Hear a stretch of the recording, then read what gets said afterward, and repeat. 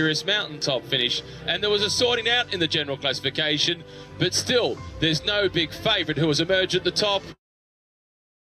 Yet the defending champion, Geraint Thomas, has shown that he is right amongst the contenders. Hello and welcome to the stage. This is Matthew Keenan with you for what is the longest day of this year's race. Classic transitional stage as the journey continues south. This one from Balfour to Chalon-sur-Saône. It is the longest stage of the race at 230 kilometres. The start of the stage is reasonably lumpy as they ride away from the German border and the Vosges Mountains. A few categorised climbs. Category 4 climb early, Cat 3 in the middle, then a Cat 4 climb. The last sprint, the battle for the points, that comes towards the back end of the stage, and then it's a flat run home to the finish. And in magazines such as Winning Magazine about enjoying some fly fishing for some downtime throughout the off-season.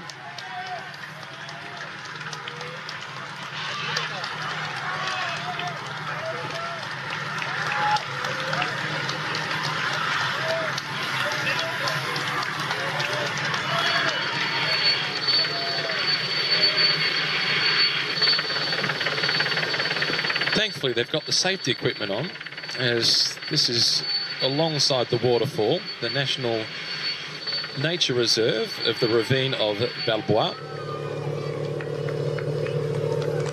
A beautiful waterfall, but all those walking paths and the safety equipment to be able to go along the side of that waterfall, they were put in place in 1983. And along with the fly fishing, that's added quite a bit to this as a tourist attraction for the town.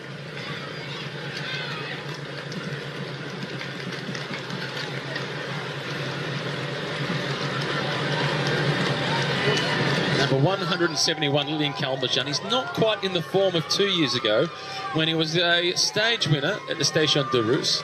He got the better of the Jumbo-Visma rider, Robert Gesink, on that occasion. It was Lotto Jumbo at that time, but Lotto no longer a sponsor of the team. But Kalmajan just looks like he's 5 or 10% off where he was 2 years ago. Burst onto the scene on his first season in the pro peloton with a stage victory at the Volta a España. Following year, collected a stage win at the Tour de France. He's been pretty consistent, but not quite as good as those two huge results. Position on the one climb so far throughout the stage, it was Johan Alfredo who went over the top in first place.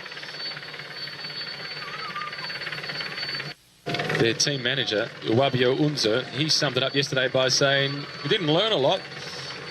Everyone amongst the favourites are pretty close to being equal at this point. And yesterday was just their first opportunity. What they really wanted to achieve yesterday was take a little bit of a look at them against their rivals. And they're pretty happy with the outcome.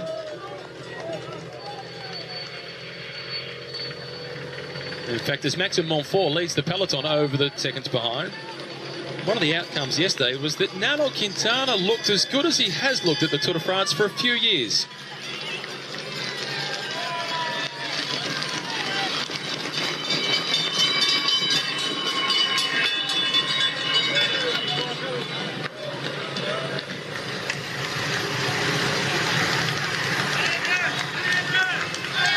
Here's Rosetto, number 157, the man that had that nasty fall in training in March this year.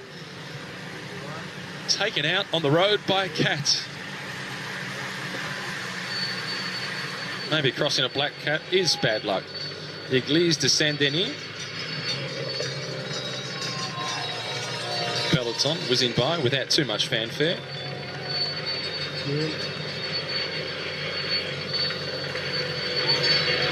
Having gone through my various notes, not a lot to tell you about the Church of Saint-Denis, other than the fact that it's just been around for a couple of 100 years. Small parish in a small little town of Saint-Jean-Saint-Denis. Maxime Montfort still setting the tempo, followed then by Jumbo-Visma's Tony Martin. De Koning Quickstep no longer up the front.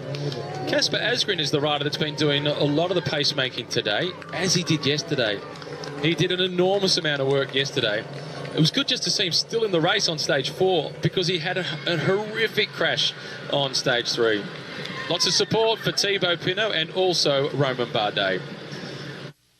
Third climb of the day, this one, 3.5 kilometres long. It's the steepest one with an average gradient of 5.7%.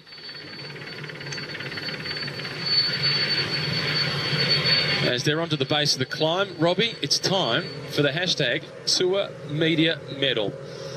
At the top of the table... Oh, that's good. I thought I missed out. Now, at the top of the table, we've got Geraint Thomas and George Bennett, both on 5 points. Darryl Impey, Caleb Ewan, Alex Dowsett, Andre Greipel there on 3. Sagan's got 2 votes. Let's go to today's 1 vote, Romain Bardet. His brutal honesty. I had a leg problem. I'm ashamed of my performance. Just one. Just 1 vote or just 1 leg? Just 1 leg. I like that from Romain Bardet.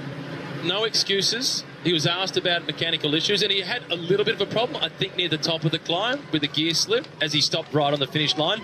But no excuses from Bardet.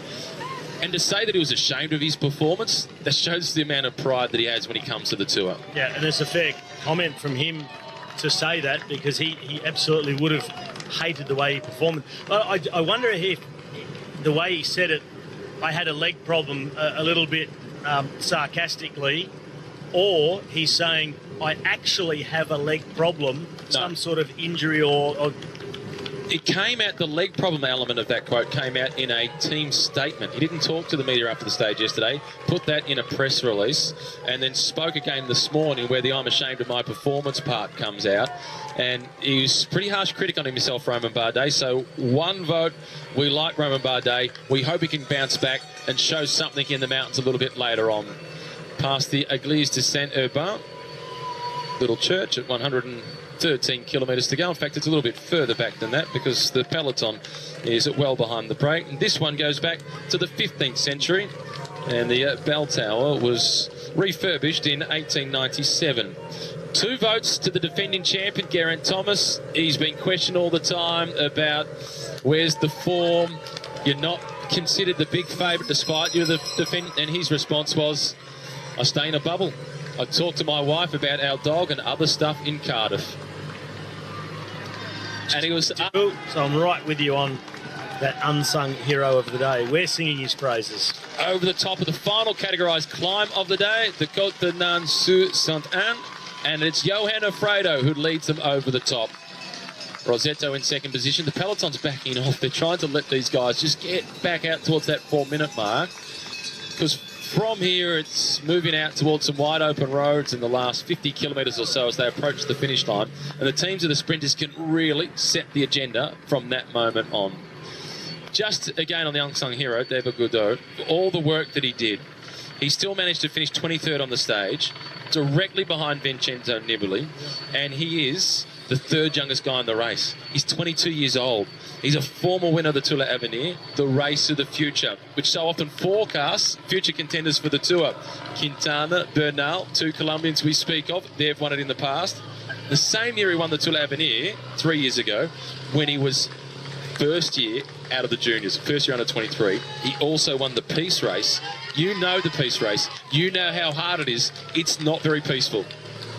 Well, a lot like the Tour de l'Avenir is the junior version of the Tour de France, be it much shorter. The Peace Race is something you compare to being like the amateurs Giro. No, it's not in Italy, but it's that standard of race. That's the level that it's at. So we commentated on David Gaudu last year here in the Tour de France, and he looked like a teenager riding around in the peloton. And he was already good then, but he's certainly really coming of age. Over this last 12 months, he's developed a lot as a professional. And I don't think it's going to be a whole lot longer that he'll be riding in service of someone like Thibaut Pinot. Many expect him to be the next big thing for French cycling. He was 34th last year in his first Tour. This year at the Tour of Romandie, where Geraint Thomas was 3rd, Gaudu was 5th, and he won a stage. Liège-Bastogne-Liège, the toughest of the one-day sprint classics in terms of the climbing involved, he was 6th. There's a lot for the French to get excited about David Gaudu. So he's our unsung hero of the day from yesterday's stage. Well, Niels Pollitt, we've spoken quite a bit about him over the last few days. The tall German from Team Katusha made it into the break yesterday, and he's been very, very aggressive already in this Tour de France. said he's, of course, quite happy to take it easy today, and that's a very good decision on a stage like this. But I won't be surprised to see him in more breaks as this tour goes on. He's very resilient, recovers well from hard efforts.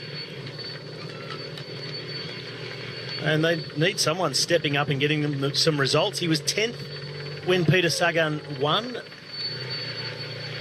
a couple of days ago in Colmar.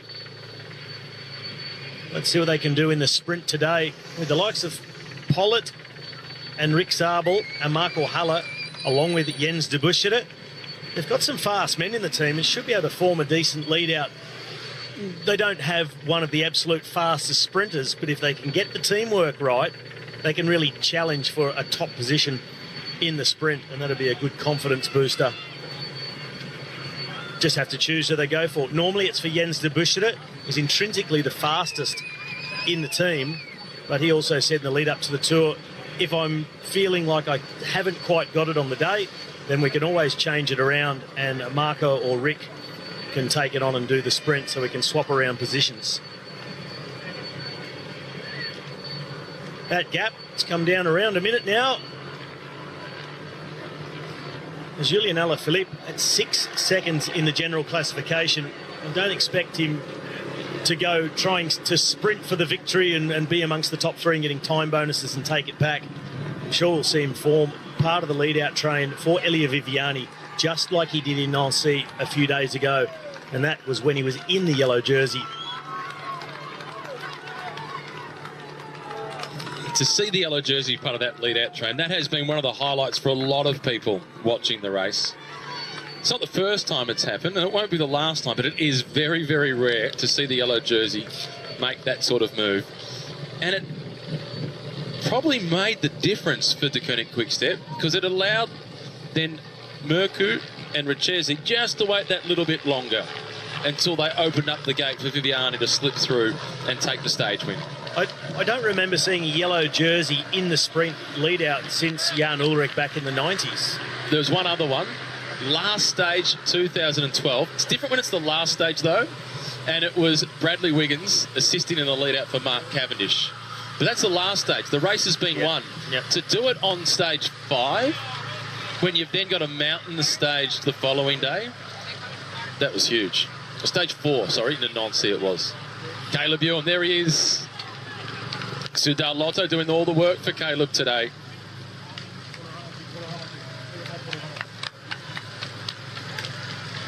Well, Soudal Lotto, they certainly haven't shirked their responsibility.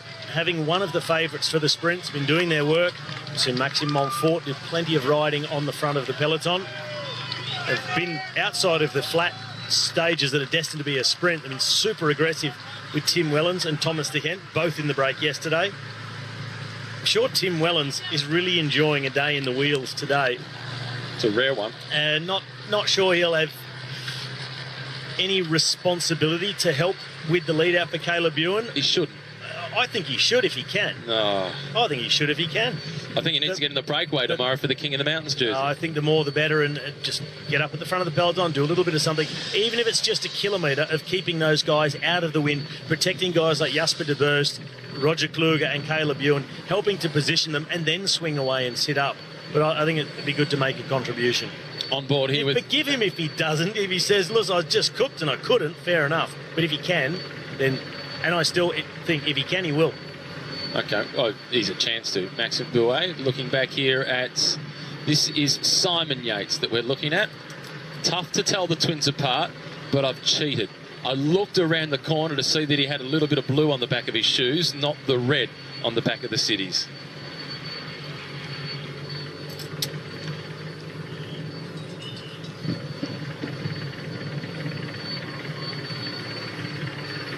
And I would have thought that growing up with twin siblings in the family, that I might have had a bit of a head start of being able to distinguish between the two of them. I have twin sisters who are older than me and twin brothers who are younger than me. So I've got some experience with twins, but when you grow up with them, it's totally different to the Yates brothers. This is the Royal Salt Works of the Arc of Senan that we're now taking a look at. This is UNESCO World Heritage listed, and this is just another one of the stories about the role that salt has played in this area. This salt works was naturally meant for the production of salt, but it also had to replace the aging one back in Salins-les-Bains. And the salt works was built between 1775 and 1779. It worked as an integrated plant where almost the entire work community lived there. There was accommodation that was on site as well. And that semicircular area that you saw was surrounded by 10 buildings. There was a copper shop, there was the forge, there was 2 residential buildings for all the workers, and along the straight diameter side they had the salt extraction workshops altering with administrative buildings, and then there was also a pavilion for the director in the middle to oversee everything. Then in 1938 the salt works housed a Republican of Spanish refugee camps as a result of the civil war that was happening there, and then throughout the Second World War it was also used by the French army as a hospital. So it's got quite the history between simply manufacturing salt and then throughout assisting refugees from Spain in 1938, and then a role that it played throughout the Second World War. Rosetto at the front, he knows that they're in this kilometre down to the sprint, that they need to pick up their tempo to still hold off that peloton, because although the peloton won't be chasing to try and catch them, their speed is increasing because of the fight for position for the points still on offer for the intermediate sprint. Big points at the intermediate sprints. First across the line at an intermediate sprint, 20 points. 17 for second. Then it's 15, 13, 11, 10, 9, working its way down to 1. So there's a bit at stake in the race for the green jersey back in the peloton. 2 of the King of the Mountains prizes have been taken by Johan Alfredo. 1 King of the Mountains prize by Rosetto, so he will be collecting the intermediate sprint in Mervin. And he collects 20 points in the race for green. And a 3-second time bonus in the general classification. So 1:22 the gap as they go through the intermediate sprint point. We'll find out how intense the sprint is for the minor placements based on how big the time gap is when they get there. Sonny Colbrelli wants a piece of the action. Bahrain Merida have moved towards the front. 4 riders in the red and blue colours with the gold stripe down the middle of their helmets. Sagan is on the wheel of Sonny Colbrelli. Viviani in blue behind him. And then it's the red colours of Michael Matthews. Spending a bit of energy to close the gap. Colbrelli in 3rd spot, rides the brakes. Peter Sagan switching and flicking, keeping Viviani on his toes. Michael Matthews at the back of that group. Caleb Ewan not interested. The sprint lead out now for Sonny Colbrelli. Still in the slipstream, still waiting patiently. Peter Sagan, does he need to spend much? He doesn't. He stays behind Colbrelli. Colbrelli's not a big threat. He collects. It's then Sagan, followed by Viviani and Matthews. No energy wasted by anyone. All just following wheels. Colbrelli making the biggest effort. It's Sagan just in the saddle. Track that slipstream. Viviani the same. He's hardly even pushing the pedals. Matthews at the last moment thinks, oh, maybe I can just nip a couple more. Too late. Wasn't able to get over the top of Viviani. And Colbrelli must have thought, what's going on? Has everyone just sat up and let me go? They're just being economical. Greg van Avermaet here, the gold helmet, the bright orange jersey. Is there any opportunity for a split in the crosswind in the last 30 kilometres? Has there been a split behind them that they are doing this? Or is this Alexi are they more Gouchard? worried about how many guys are off the front? But some serious pace setting here on the front. I think they're interested in just testing the waters. Alexi Gouchard is a man for the Spring Classics. They had a bad day yesterday, AG2R Le Mondial. Oliver Narson is there for that team as well. So that's the team of Romain Bardet with 2 guys up towards the front. Mads Wirtz is the rider with the red helmet in 2nd position. Look at Casper Asgreen, so composed, checking over the shoulder. Yeah, be careful looking over your shoulder for too long. And it's not like there's a big crosswind or anything like that. And no split as yet. Putting some pressure on, however. It wouldn't be comfortable down the back. And look at that. It was 1:22 when they went through the intermediate sprint. It's now down to 42, 41. and the haircut is getting shorter. Just not enough breeze to do any damage to the peloton, and riders just doing big, strong turns on the front. They're not exactly attacks, so I'm perplexed. A melon scratcher. Through this sign that we see each day for the team's classification, and it's Trek Segafredo. They've had a lean couple of seasons. They're having a fantastic 2019. They lead the team classification ahead of Movistar by 1:39, and then the very impressive Groupama FDJ in third at 2:04. In your 13-second lead, Rosetto, followed by Offredo.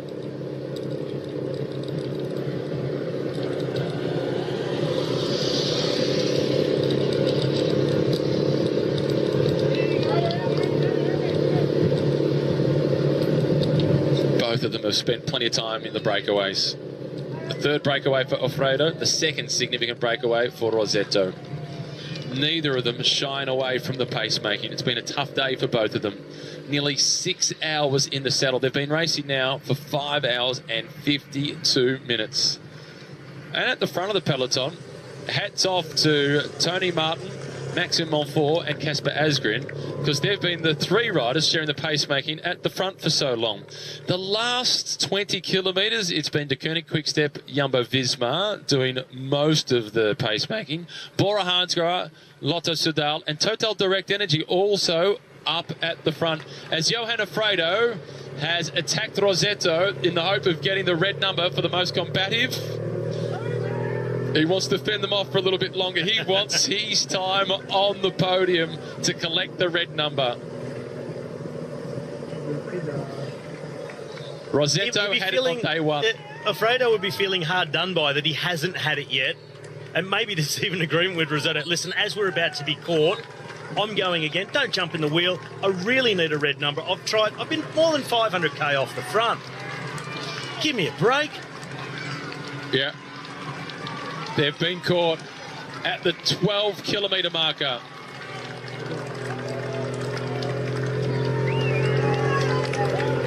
And now it's a fight for position at the fronts. There's Caleb poking into the picture, off to the left-hand side. Tony Martin moving in the yellow colours with Wout van Aert and Dylan Groenewegen. And Groenewegen just talking with body language. A tilt of the head, get it over to the right-hand side. Looking after him a lot better so far today. In the other sprints, they've been all over the place. They've been really unorganised, and it's exactly what we saw for the first week of the Tour last year until stage 7, when they got it right, got him in position. And this is what they've really needed. A Tony Martin, get them on the rails. Mike Turnison constantly checking where Groenewegen is. Normally a rider that's been on the front all day, once they get to this point, as we see Rosetto at the back of the peloton after his day-long breakaway, normally if you're the guy for the team that's been chasing all day and the break gets caught, you swing off and you're allowed to go to the back and cruise in. Different rules for Tony Martin. He's still at the front working for the sprint lead-outs.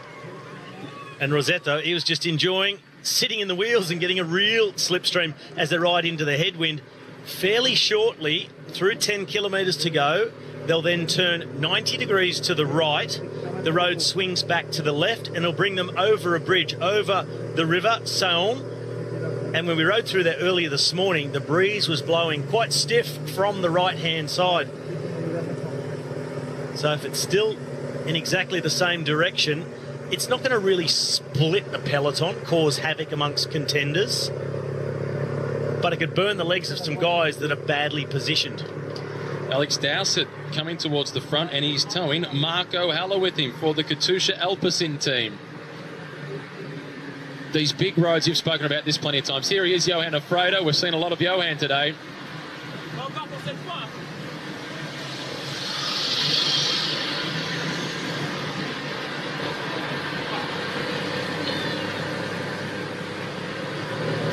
This is what you've spoken about a few times. On the wide open roads, it's even harder for the teams of the sprinters to control it because others can move around. Tony Martin still doing the job in the yellow and black. Kunda Court in the middle, bringing Richie Porte to the front. And on this side of the road, Bora Hansgrohe for Peter Sagan. Is on for the wheel of Peter Sagan, and it's Jasper Stuyven thus far who has won the lottery with the yellow helmet on.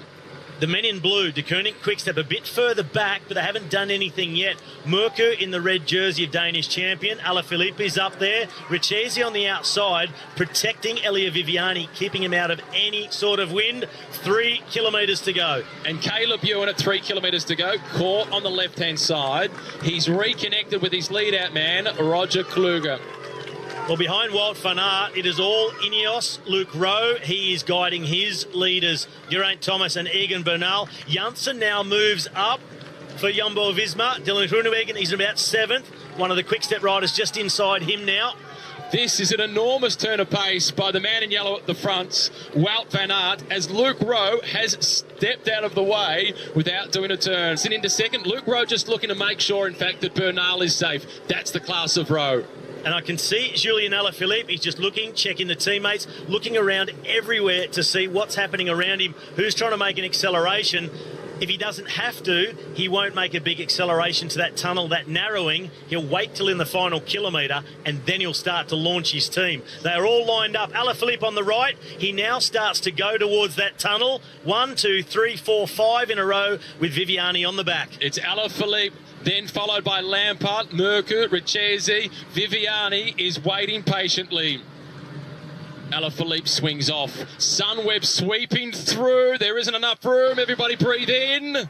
It narrows down dramatically. Here comes the sweeper. Very narrow, a sweeper, but if you're just a little bit too far behind, you're not yet out of it. This is the last line to the finish. No more corners to come. The road just bends around. The wind is coming from behind, but slightly from on the left-hand side at the moment. Armin Janssen winding it up.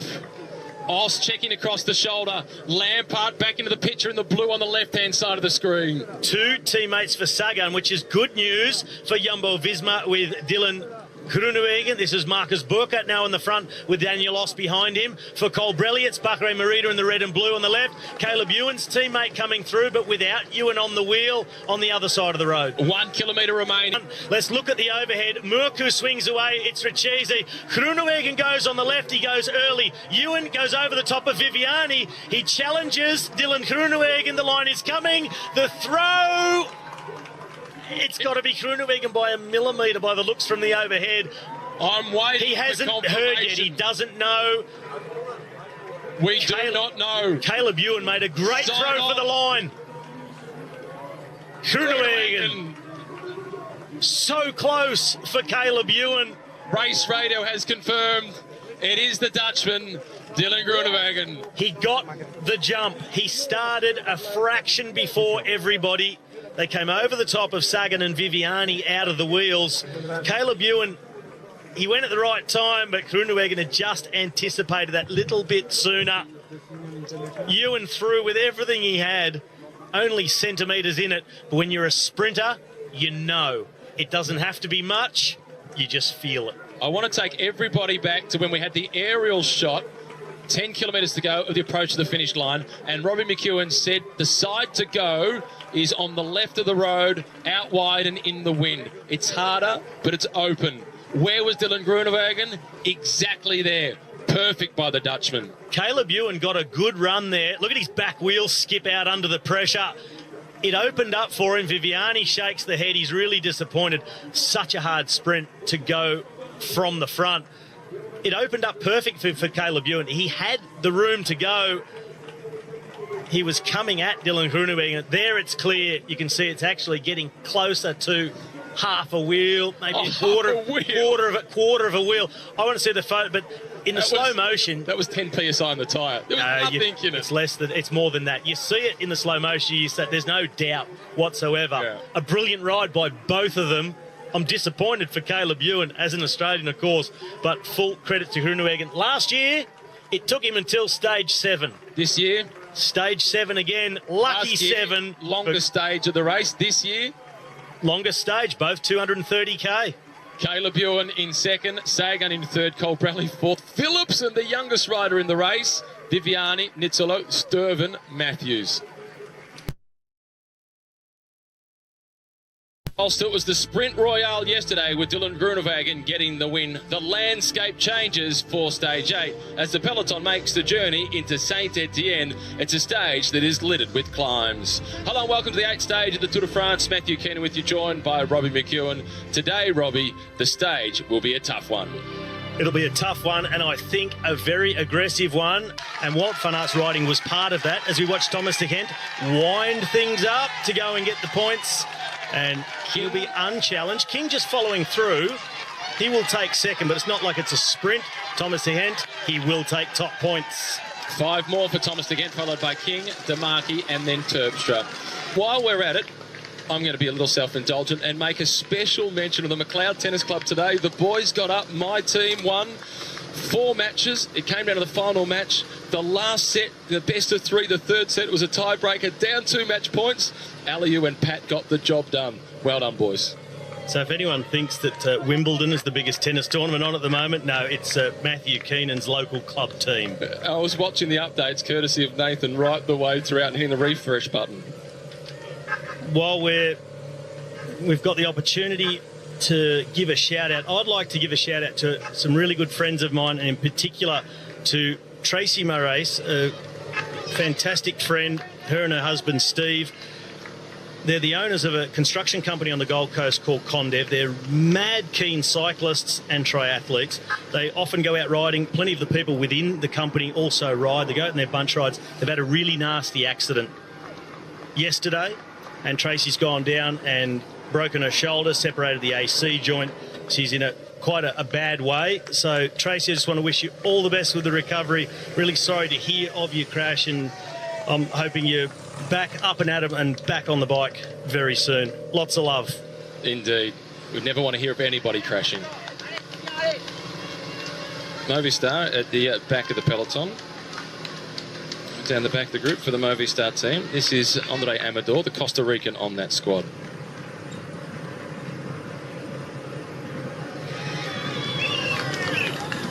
Working really well together, this group. De Gent has collected 5 more points, so that's 10 points now for him in the race for the King of the Mountains jersey. That moves him up to 18, so he's still a long way behind the leader of that classification, which is his teammate Tim Wellens, who is on 43 points. Marcus Burkhardt slogging away. Top of this one, 2 down, 5 to go. It is a really, really tough stage. This is Ivan Garcia Cortina, number 45 from the Bahrain Merida team. Young Spaniard who is a super big prospect for the Spring Classics.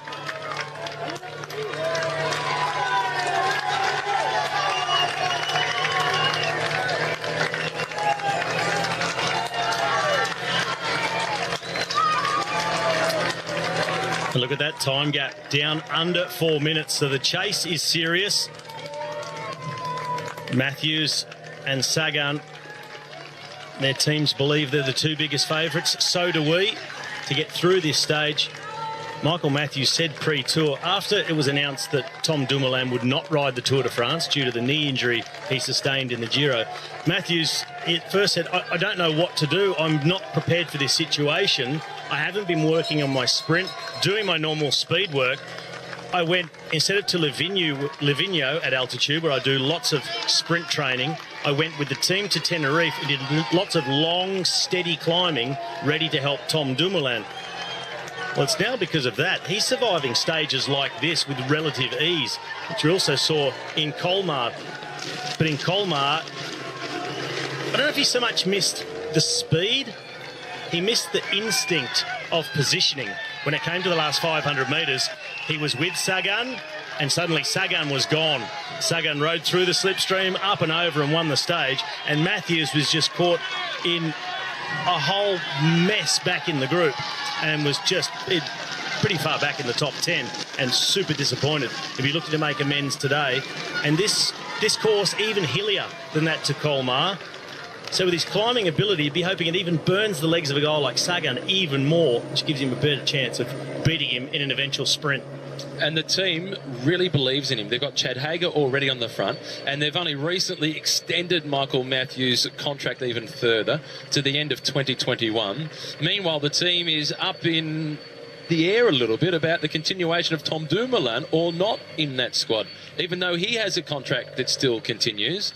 And Tom Dumoulin's manager is meeting with the Sunweb team over the next couple of days throughout the tour to find out exactly what is going on, because he does have a contract.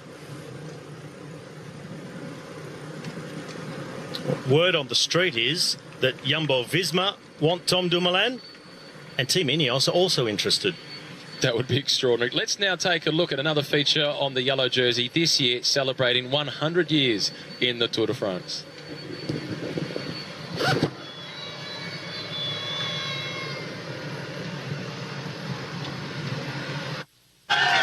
And there'll be enough points on offer today for him to be able to go up into second place, but not enough points to move into the lead. So it will still be his teammate Tim Wellens with the polka dots at the end of today's stage. So a perfect situation for Wellens without having to do any defending or get himself in the break. It's his own teammate coming closer. Andre Greipel, he is also being dislodged from the back of the peloton. Alexander Kristoff as well. The sprinters having trouble with his pace being set by Burkhardt and Hager. And this is a long way out to be being dropped. So you've got to keep fighting all the way. You can't just settle in and say, OK, Gruppetto, let's just sit up and start rolling. It's like a time trial. This is a really dangerous day for the elimination time. 11% the gradient. Now, this is a super steep climb, and there's not much time to get back on. It's a very steep and short descent down into the feed zone. That will give them a chance to rejoin the back of the peloton, and then they get a long cat 3. More points for Thomas De Gent, and yet again, for the third climb in succession, the order is De Gent, King, Demarchi, Terpstra. Ben King, always in second position, just collecting a few points, not upsetting that apple cart, but making sure he gets himself onto the leaderboard. 5 more for Thomas De Gent. He now moves to 23 points.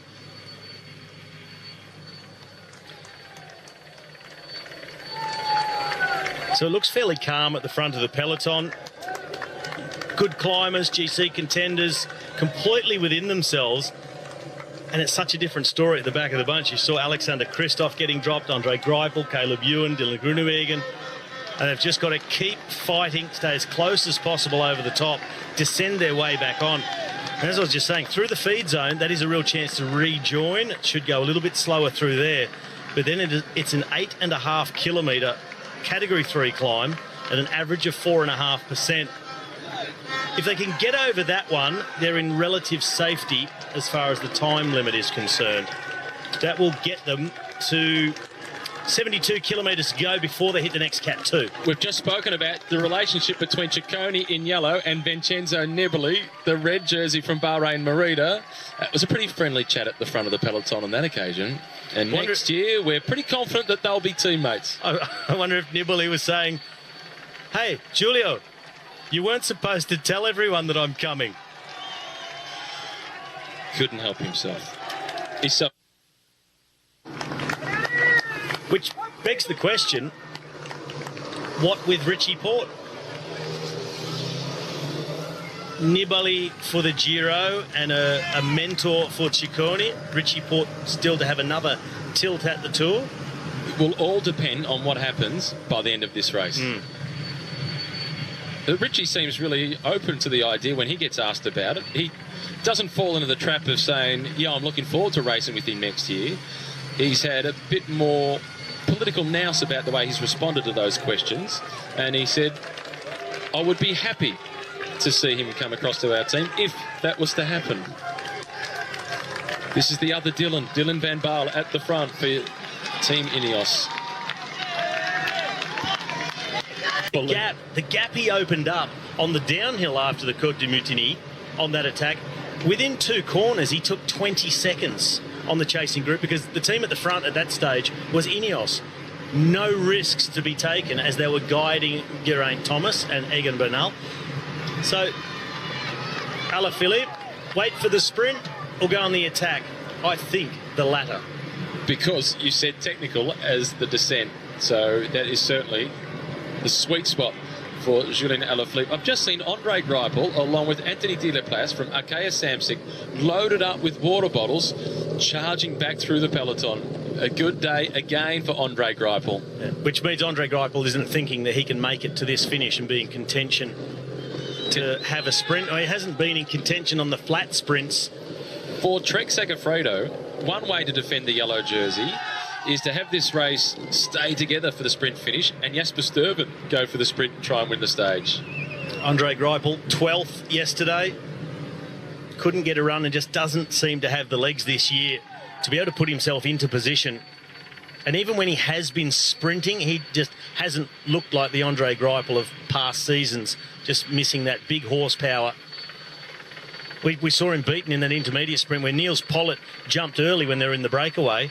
Greipel went to go. Even Pascalon matched his acceleration, and it was Pascalon who passed Pollitt, and Greipel had to settle for third. 3 years ago, he would have won that with one leg. Yep.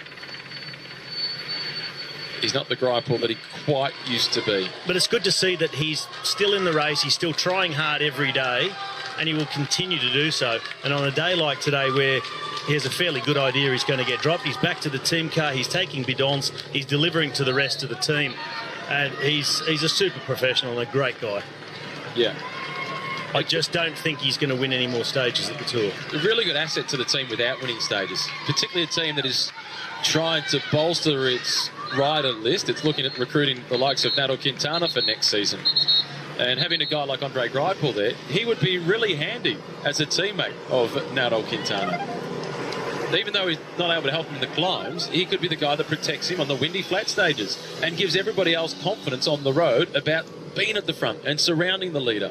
How about they recruit a young sprinter and have a mentor like Andre Greipel? May not have the legs to be doing big lead-outs and up to the wind, but a guy like that within the team to guide.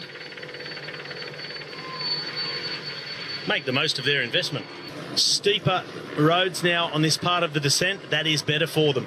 That sort of just flowing 3% downhill is a real disadvantage for the two compared to the chasing group behind.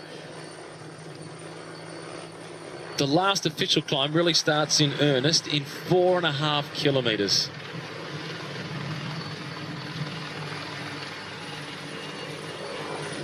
What a majestic sight.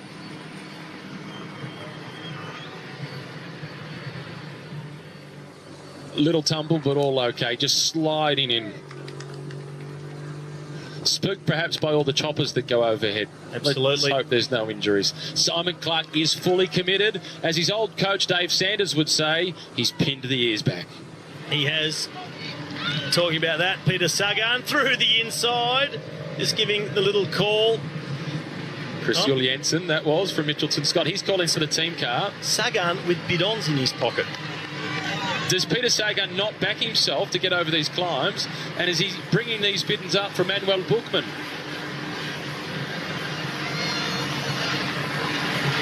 Who knows? That's something I would not expect to see at this point in the stage within the last 20 kilometres, that is Peter Sagan delivering bidons to his teammates on a stage that we thought he has a real chance of winning. One more climb to survive. Well, that's a tough ask. 1.9 kilometres to go. 7.5% gradient. And only 12.5 kilometres to go from the top. Technical roads and one more kicker as they come into town.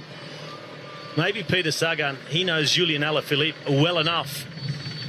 And he's looked at the profile and thought, he's going to attack us there. He's going to ride us out of the wheel. And there's the gradient, and the tough part, Robbie, is right at the top, 14.5%. That is a launching pad for the likes of Lutsenko, Julian Alaphilippe, and how much fuel does Ciccone, the yellow jersey, still have in the tank? Just think back to that stage to Epernay when Alaphilippe went like a champagne cork out of the bottle. He's got so much more punch than the pure climbers. That 14.5% is like the Côte de Mutiny, where he attacked the other day. It's a similar sort of gradient to the ones he loves of the Move en Huy in Flèche Wallonne. It's the perfect launch pad, and a very similar sort of run in after that. Technical descent with a few little ups and downs, lots of technical corners. I'm now starting to expect a repeat of stage 3. Oh, it was a brilliant stage. Be happy to see it in terms of pure entertainment. 1:19. It's a big fight to try and bring this breakaway of 2 back. They've been off the front since the very start. So it's around the 180 kilometre mark that they've been out in front, and the difficult portion of the stage is just in front of them. We've been talking a lot about Alberto Bettiol, the winner of the Tour of Flanders, from Education First. What about the prospect of Michael Woods going on the attack on this final climb? It suits him. Someone's got to go to try and either anticipate or match Julien Alaphilippe. And it won't be Rigoberto Urán.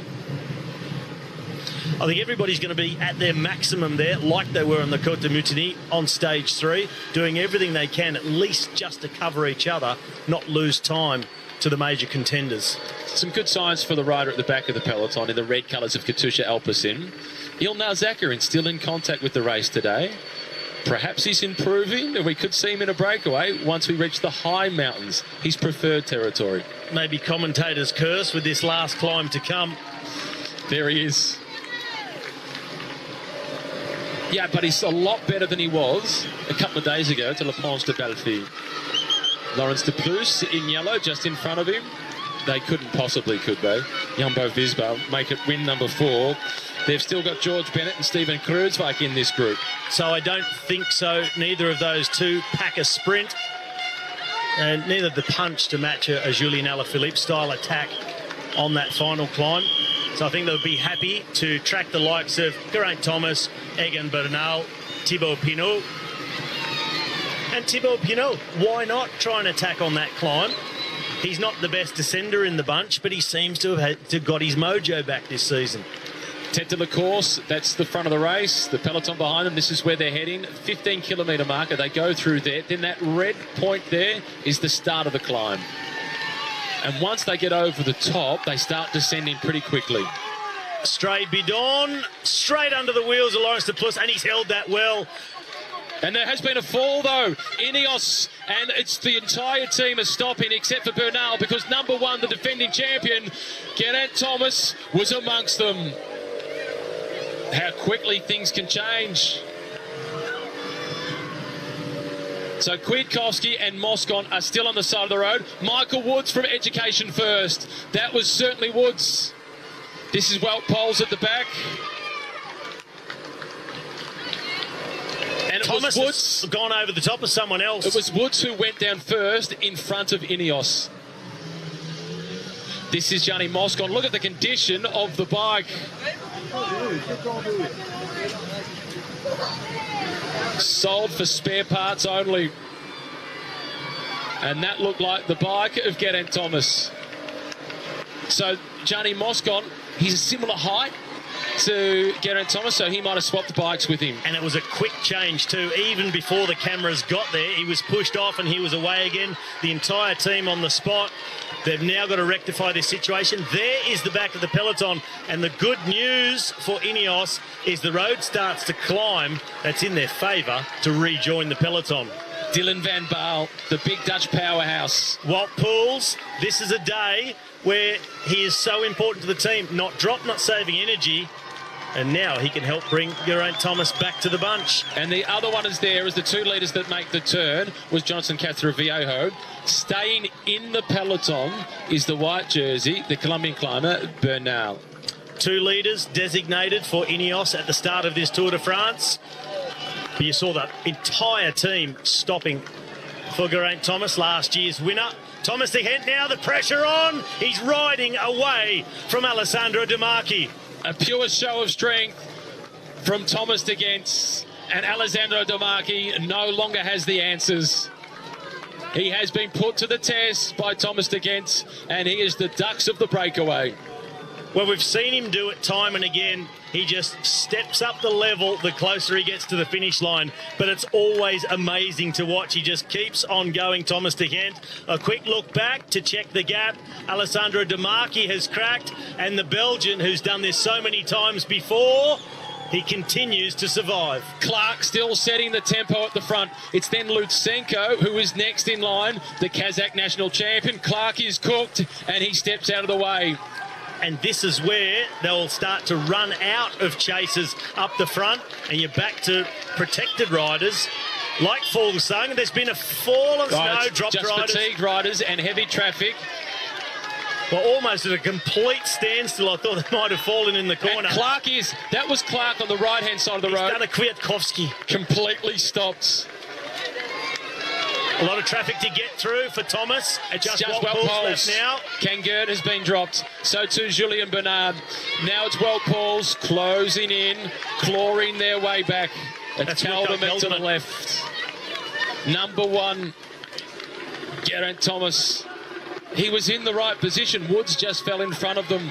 It's pure bad luck for Geraint Thomas. They'll get there. He is on his bike. That does have number 1 on it by the looks of it. So perhaps it was Johnny Moscon's bike that was broken. The Thomas just taken out in that fall. Wout Poels, last man left to bring him back across. No convoy. Not much of a slipstream to be had on steep slopes like this. The gap to Thomas de Gent still 55 seconds out of the saddle for the man from Soudal Lotto. Just the spares vehicle behind him. Still good news for him. No sight of anyone from the peloton. 800 metres to the top.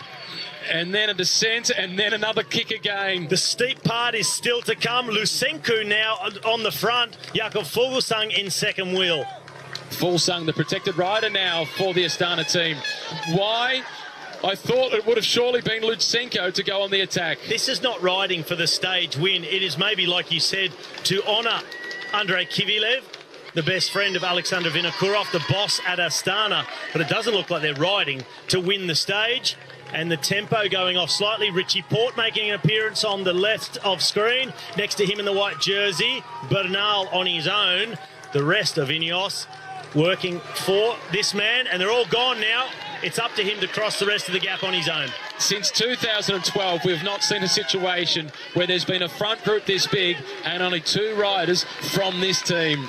Number 1, Geraint Thomas, though, has put matters to rights. He returns to be alongside his rivals. Well, it didn't take them long. They've done it quickly and efficiently. There's only 2 of them left in the bunch, but he's back to safety. Richie Porte also looking safe, riding right in the front of the bunch. Thomas de Gent on the steepest slopes now this climb. 400 metres to go.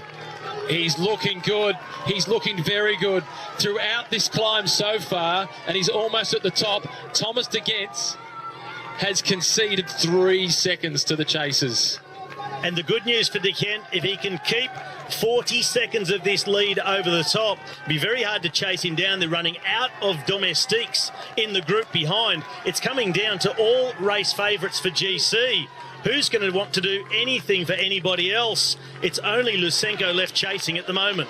And Peter Sagan is still in contact with this group. So too is Michael Matthews, as is Greg Van Avermaet, the world champion. Valverde at the back under pressure. Don't look backwards, Thomas. The race is out in front, and you're the man making it. Well, 14.5%. This will be absolute agony for Thomas de Gent. Goes wide in the corner, cut down the gradient. He'll be able to take a look if there's any gap in that crowd, see where the peloton is, and he's cresting the climb, the points, the bonus, and now down to the finish. Over the top for Thomas de Gent. He will be the most combative. He consolidates second in the race for the King of the Mountains jersey. But 31 seconds at Vincenzo Nibali. We know the answers to his hopes at this year's Tour de France. He'll be a stage hunter. This is the marquee now being caught as the attack is launched. And it's Julian Alaphilippe. He's chasing yellow. There's a time bonus here. First over the top, collects 5 seconds. It's then Thibaut Pinot. He'll get a 2-second time bonus. The French are flying. Exactly what we expected. Julian Alaphilippe on the attack for the bonus. And we said, why not? Thibaut Pinot, he has tracked Julian Alaphilippe. Not far behind. Fuglsang is also reacting to this attack by the Frenchman. If this move can be nullified by the rest of the peloton, that is great news for Thomas de Gent. The longer it takes to catch these two, the worse it is for the Belgian. And Julian Alaphilippe is 1 second away from moving back into the yellow jersey. On the road, he is the new race leader.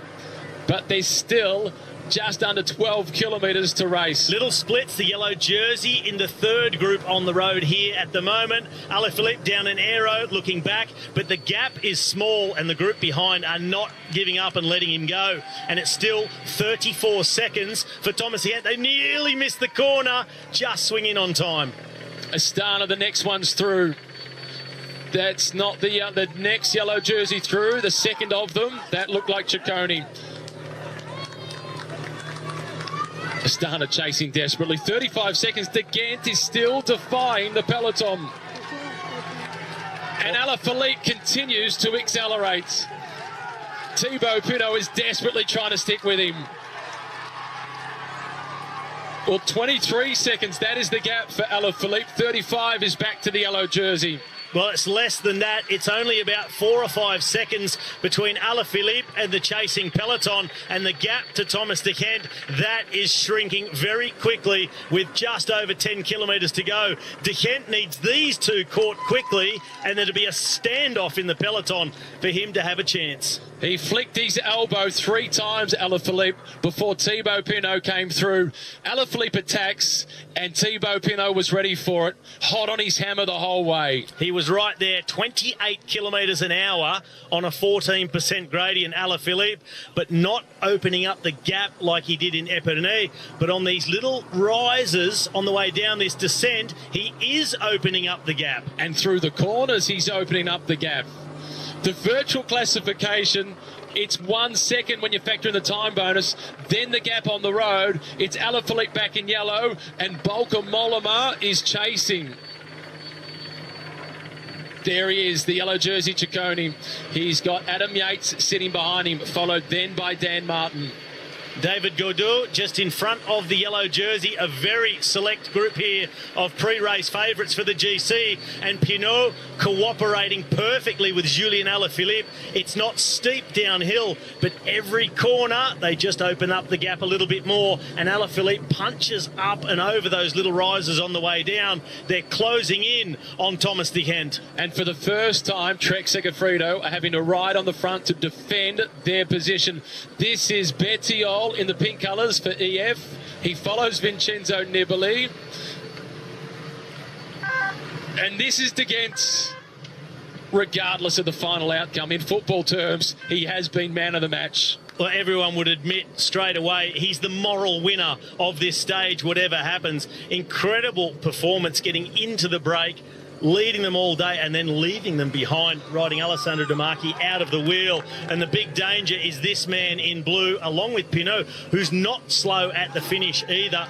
They're into that same corner we just saw De Gent go through. His lead, about 15 seconds. And now the chase is off at the front. Sunweb coming through, trying to chase for Matthews. The gap is working in favour of Thomas De Gent. And look at Alaphilippe through the corners. His heart must be in his mouth, Thibaut Pinot, each time they approach a bend. It's starting to remind me of the stage to Luchon last year where Alaphilippe was chasing Yates, put so much pressure on. Yates ended up falling off trying to stay away, and Alaphilippe rode to victory. He's just descending like a wild man. The gap, though, 17 seconds, still looking pretty good for Thomas De Gent. De Gent, 32 seconds to the yellow jersey, 19 to the chase with Thibaut Pinot, and Thibaut Pinot is gaining time on the rivals for the final yellow jersey. And Alaphilippe again is showing why he is the most popular man in French cycling. Well, hopefully for Thomas De Gent, that attack has really burned the legs of the two Frenchmen who are in hot pursuit, and he can hold them off. The gap now 19 seconds. He seems to be slowly edging back away from them. And there's Ciccone, the yellow jersey, the first of the yellow jerseys you see in the peloton.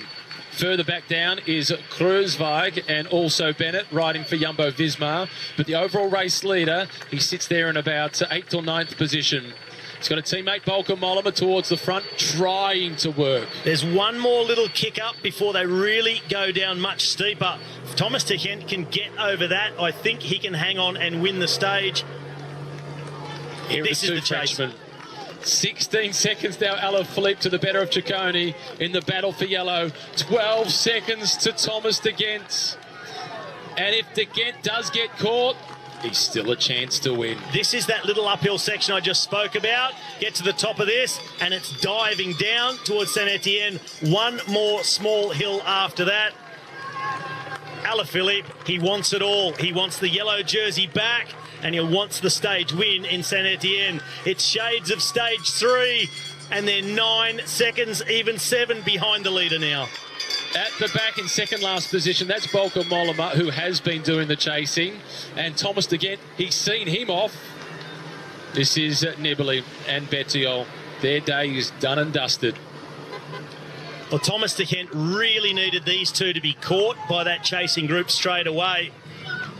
Thomas de Gendt will hold off the peloton, but I think it's looking like he's going to be caught by these two. And will the fresher legs of Julien Alaphilippe prove too much in a sprint between 3? And he's shown how fast he is winning Milan-San Remo this year, number 21. Soren Kragh Andersen now on the front for Sunweb. This is the chase for Michael Matthews. And look at Enric Mas in second position, the blue colours of De Koning Quick-Step. He is trying to slow things down. Kragh Andersen has just swung off.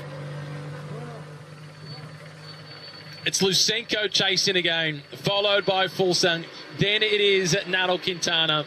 Well, now we're seeing De Gendt with a 19-second lead, 34 to the peloton. We're getting lots of different time checks. The good news for De Gendt is, from behind the two chasers, we haven't been able to spot him up the road.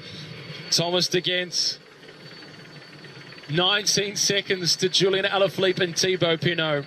That is still a good gap. There they are now into the picture. And it is looking more like a 19-second gap. Good news for the Belgian. Pinot on the front, Alaphilippe in the wheel. Alaphilippe says needs to go faster, coming through. Either way, for these two, there's plenty to race for. Time gains for number 51, Thibaut Pinot. The yellow jersey for number 21, Julien Alaphilippe. 19 seconds their deficit to Thomas de Gendt. 13 seconds their advantage on the group containing Ciccone. Well, if it was to finish just like this, justice would be served. Yes. The aggressive riding of Alaphilippe would be rewarded with the yellow jersey back on his shoulders. But Thomas de Gendt, I think anyone around the world watching this, bar the parents of Alaphilippe and his team, they want Thomas de Gendt to win. 5 kilometres. This is Mollema at the back for Trek Segafredo.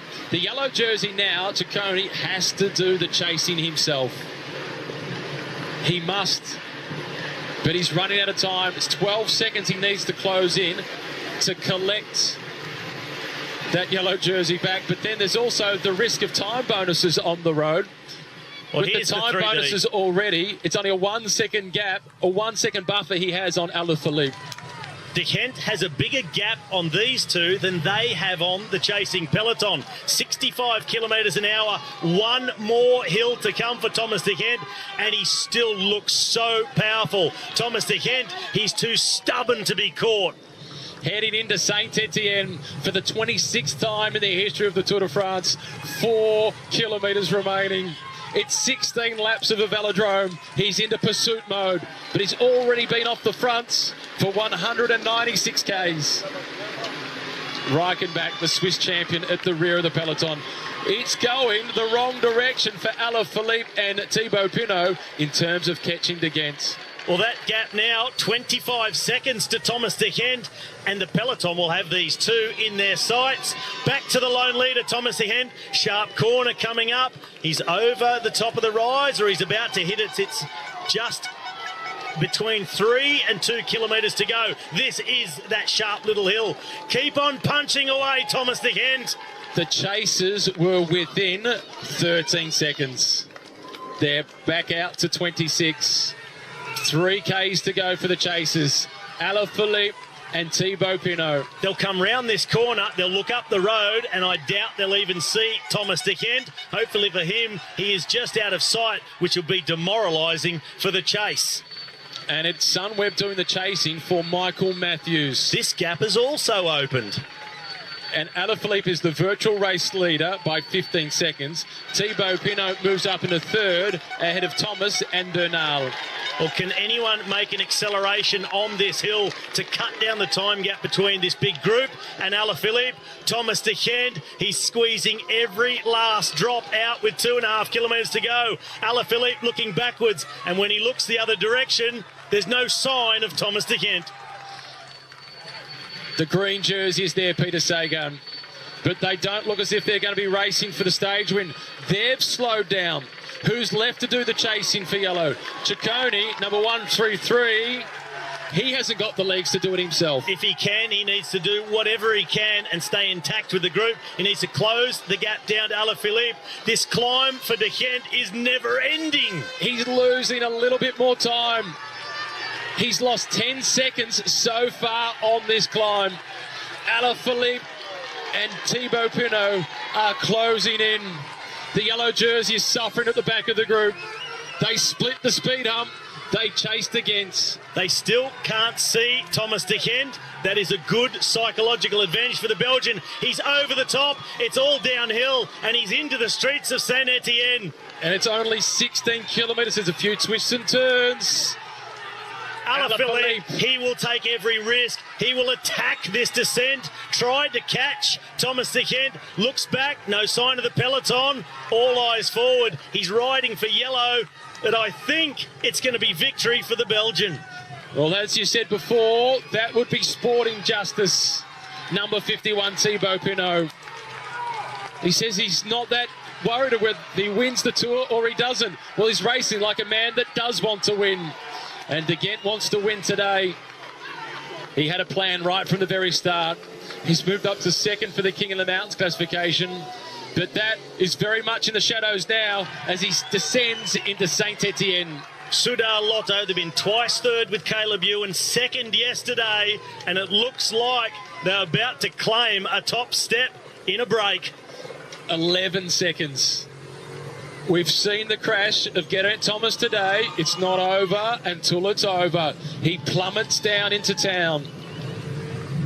Alaphilippe. He puts the brakes away. Thibaut Pinot a little bit more anxious as he peers over the top. The magnificent. I didn't want to see that finish any other way. That is one of the most deserving victories I've ever seen in my life. It's goosebumps all round.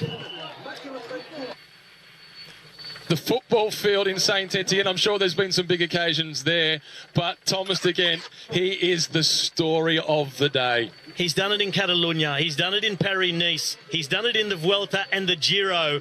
This defines Thomas de Gent. For the fifth auto, they've got their win. And Julian Alaphilippe, that's the happiest he's ever been with a third place finish. Mission accomplished. He would have loved to be racing for the stage win because he loves to go out and get it all like he did in Epernay. But the mission today was get the jersey back. He's done just that. I think it would have been an injustice had he caught Thomas de Gent. What an incredible day of bike racing. That was awesome. There's the stage classification. It was only 6 seconds, but Pinot and Alaphilippe have gained 20 seconds on the rest of the group. Michael Matthews again leading home the sprint for the minor placings as per stage 3. Sagan in 5th, Trentin coming through in 6th, and Sandro Marissa, another really solid ride today. Greg van Avermaet, and then the men from Ineos. They pulled everything back together. Bernal and Thomas, 9th and 10th across the line.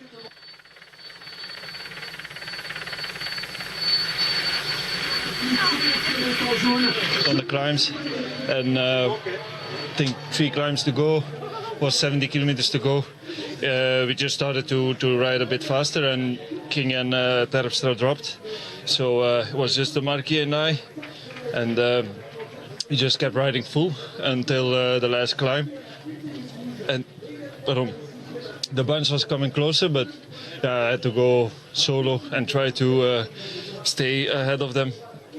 And it was just by 5 or 10 seconds. When did you start believing in the victory in the final moments?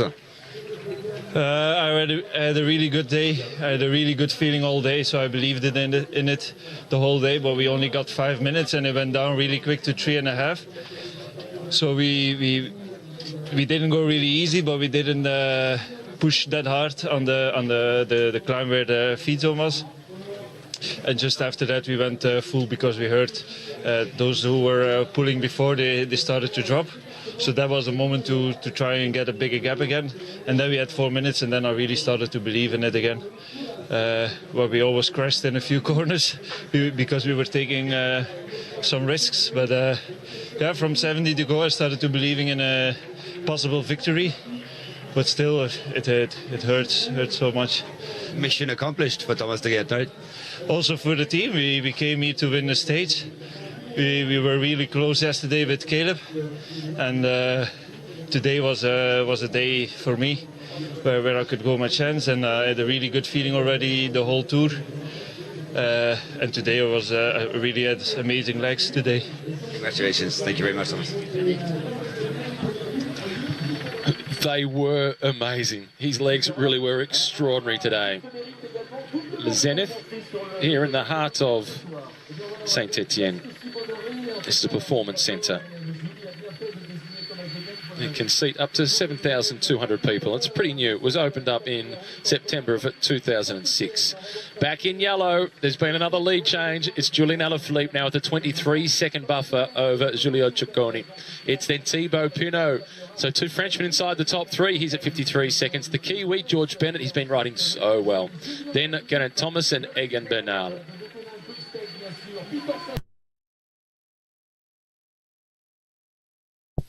It's stage 9 of the Tour de France, and there's a lot to celebrate for the French. It's 14 Juillet, Bastille Day, and it's Julien Alaphilippe, one of their heroes, who wears the maillot jaune. They start in Saint-Etienne. Their destination is Brioude. It could be an opportunity for the breakaway, but could it possibly be as dramatic as yesterday? Matthew Kennan with you. Alongside me is Robbie McEwen. The journey down towards the Pyrenees continues. On this occasion, it's bidding its way through the Massif Central. As it leaves Saint-Etienne, Brioude is the destination, 170.5 kilometres. A Category 1 climb early on the stage, then 2 Category 3 climbs at the back end of the day, but there's not a whole lot of flat road to speak of. The sprinters would be a little optimistic, so too the breakaway. It's a stage that is evenly balanced. And he won't be poisoned for the breakaway. He'll contribute well to the breakaway, but he's not a super quick sprinter, Marc Soler.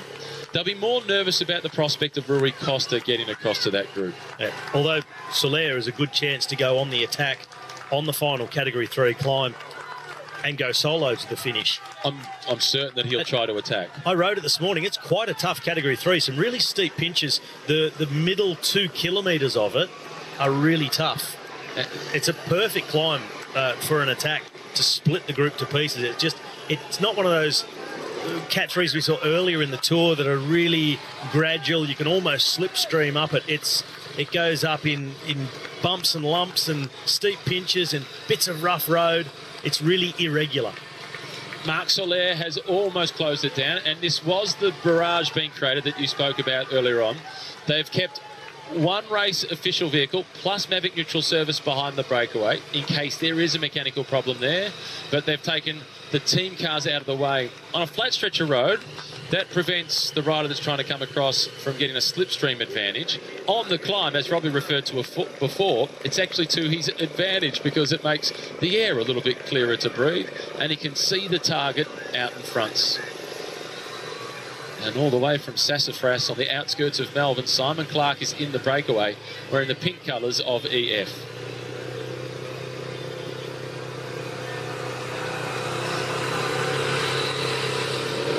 Soler will be relieved when he does make contacts. Number 213 from the RKS Samsic team, that is Anthony de la Place.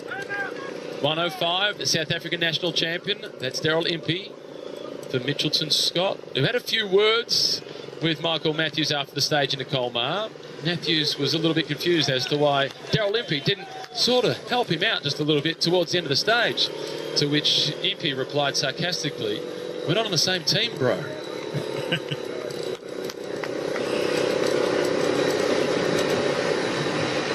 tempers do tend to flare when the racing is hard and the desired results don't come around. He's there. Marc Soler now has made contact. Get the blue highlighter pen out, Robbie. It goes all the way across the page. Well, there's the difference. I highlighted all the others, their name all the way across to their place in GC and the time gap. Soler, I did his entire name. Rui Costa, just his race number. Dot. Just a dot. He's a dot. Soler, he completes the line all the way across. 15 riders now in the break, and that's all the points taken care of for the green jersey competition. Rui Costa remains a dot on the breakaway. He's at 1:07. He'll make it. He'll make it. Oh, yeah. And he is dangerous in the breakaway. Plenty of riders in that group will fear the prospect of having to battle Rui Costa at the end of the stage. There would have been some riders that watched Rui Costa go when he attacked out of the peloton when they had already 1:50 and thought, you're dreaming. They'll now receive the news that Soler has made it. Pretty soon they'll hear Rui Costa in the group, now 16 riders, and they'll think to themselves, oh, I wish I'd gone with him. Their alarm went off, but not Rui Costa's. He continued to dream, and now the dream comes true. He has made it to the group. And the Tour de France is no place for wishing. You've got to go out and make it happen, and this is a big effort by Rui Costa. He still has the team cars in front of him. 1 kilometre worth of climbing to go. This kilometre is really important for Rui Costa to bridge that gap. At least once he's in with those team car vehicles, he'll be okay. As you In this group is showing a lot of interest, with the exception perhaps of De La Place. I agree. Yep. I think he'll be the man who will want to.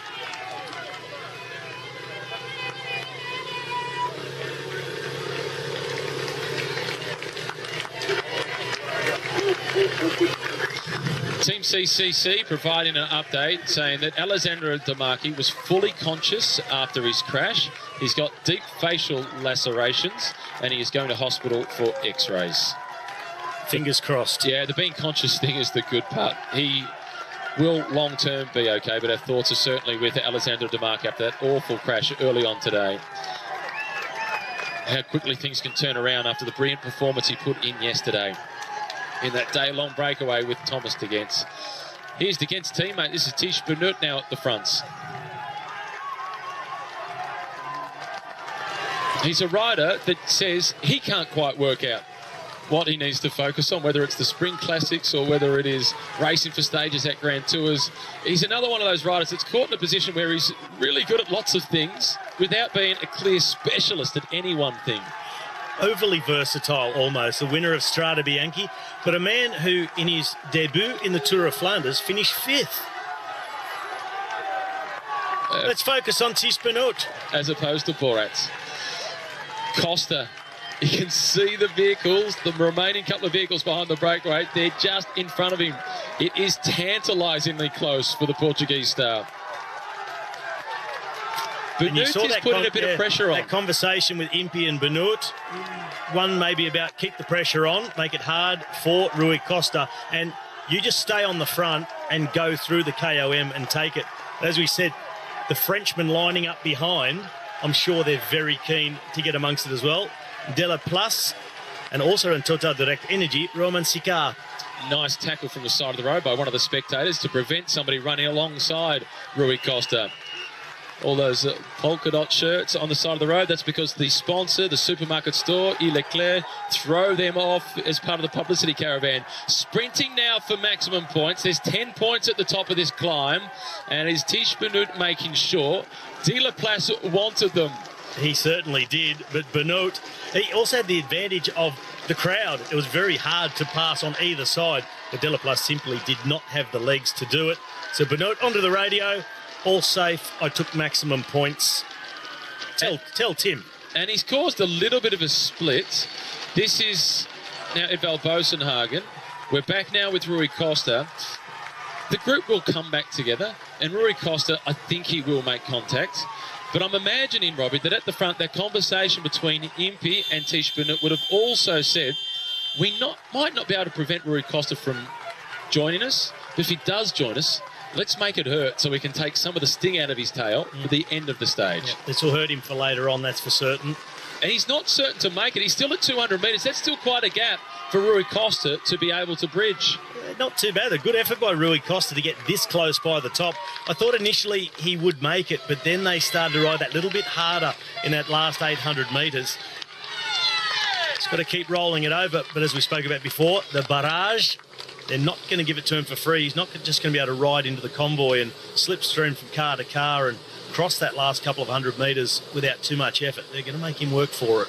Well, the vehicles can make a big difference. Yesterday after the stage, as we look at Julian Alaphilippe, really relaxed in the yellow jersey. I'll come back to that in a moment. You've got something to say about Alaphilippe? I was just looking at the time gap, 7 minutes and 20 seconds. I said it'll probably be after the climb that we'll see the Koenig Quickstep start to set some sort of tempo. And I just, when we saw it, complete relaxation. Boys, stay at the front. We'll just ride like this, take it easy. Afterwards, just start to roll. They're doing it with maximum efficiency, minimum of energy waste. This is the back of the peloton. We've just been talking about the cars, the convoy for Rui Costa to be able to bridge the gap and making sure they don't provide a drafting benefit. After the stage yesterday, Jakob Fuglsang in a television interview, and then Volker Mollema going to speak to the race jury, he complained about the TV motos being too close to the man who's now in the yellow jersey, Julian Alaphilippe, and giving him a drafting benefit. And they also spoke about not just the drafting benefit, but on the descent being so close that Alaphilippe and Pinot could benefit from seeing the braking of the motorbikes, etc., to choose their corners. First place, along with Geraint Thomas, George Bennett and Dylan Groenewegen. They're on 5 points. Dowsett has been going well. Thibaut Pinot is up there. He's been scoring points. And our first point for the hashtag Tour Media Medal today goes to Peter Sagan. There is an expletive in it, which I'll swap, but Peter Sagan, after the stage yesterday, summed it up pretty succinctly. How was the day, Peter? It was okay, but it was flipping hard. So a tough day yesterday for Peter Sagan, and he really fought to stay in contact. Yeah, I mean, fair enough. We got a lot of these... there's an argument there. An argument between team management and the rider off the fronts. Rui Costa is not happy with the direction from UAE Emirates.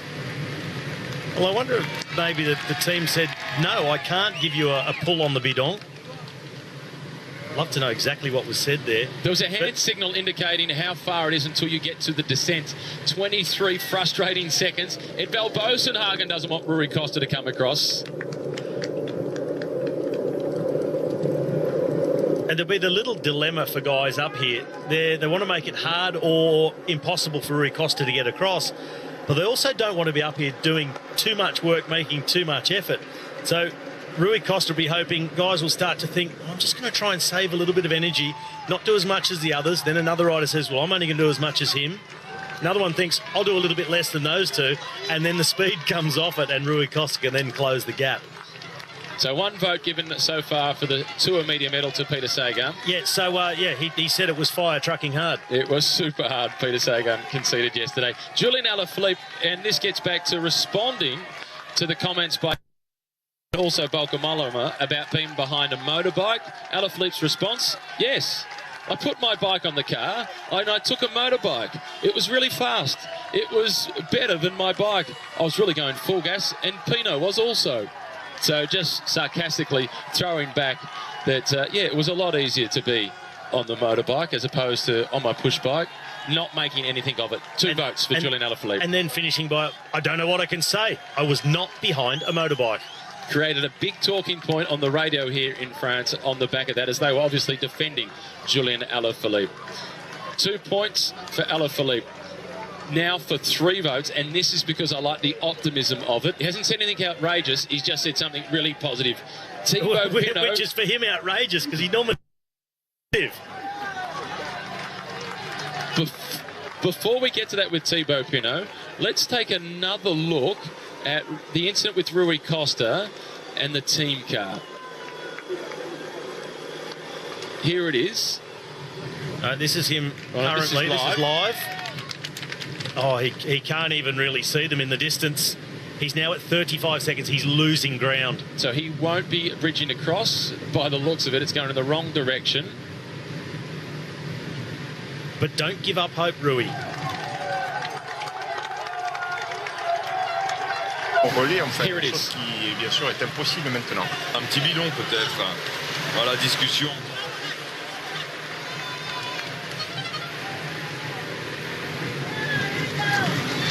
Hard to say. I don't think the director in the car could have said anything that was right at that moment. No. It was pure frustration. 9 minutes now, the gap back to the group. They're over the top of the Category 1 climb, the Mur d'Orec. And it would be now that I expect to see De Koning Quickstep just start to set some sort of tempo. And Casper Asgren was at the front. He'll be the rider to set that tempo. So back to the hashtag Tour Media Medal. We've got 1 vote so far today for Peter Sagan, 2 for Julien Alaphilippe, 3 for Thibaut Pinot. I'm at the same level as the end of last season. I've managed my preparation. That's why I'm confident for the future. This is the first time in the Tour that Thibaut Pinot has not said, no, I'm not really all that interested in winning the Tour. It would change my way of life. I like my life the way it is. All of a sudden, after his strong performances throughout this first week, the Frenchman is optimistic about potentially challenging for the final yellow jersey. I really like it.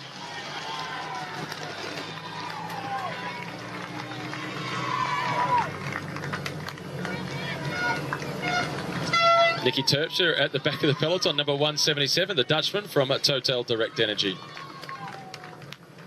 Couple of gaps starting to open up at the rear of the peloton. Blustery through this section. And all of a sudden, the Koenig Quickstep, clearly, they've put themselves on the front and they'll just try to contain that breakaway. They don't need to chase it as there's nobody out there that is threatening the yellow jersey of Julien Alaphilippe, but they can't afford it to blow out to 30 minutes or so. Reminder, the best placed rider in the breakaway group is Nicolas Roche. He's at 23 minutes and 14 seconds down. Next best is Jesus Ferrara, who's at 24 minutes behind.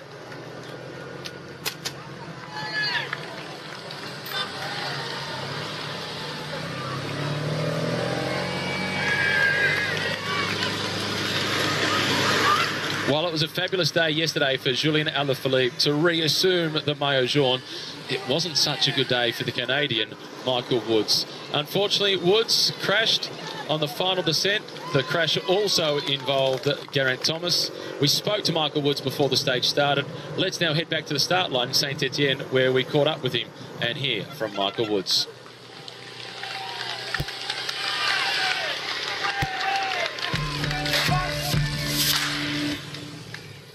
Feeling good, actually.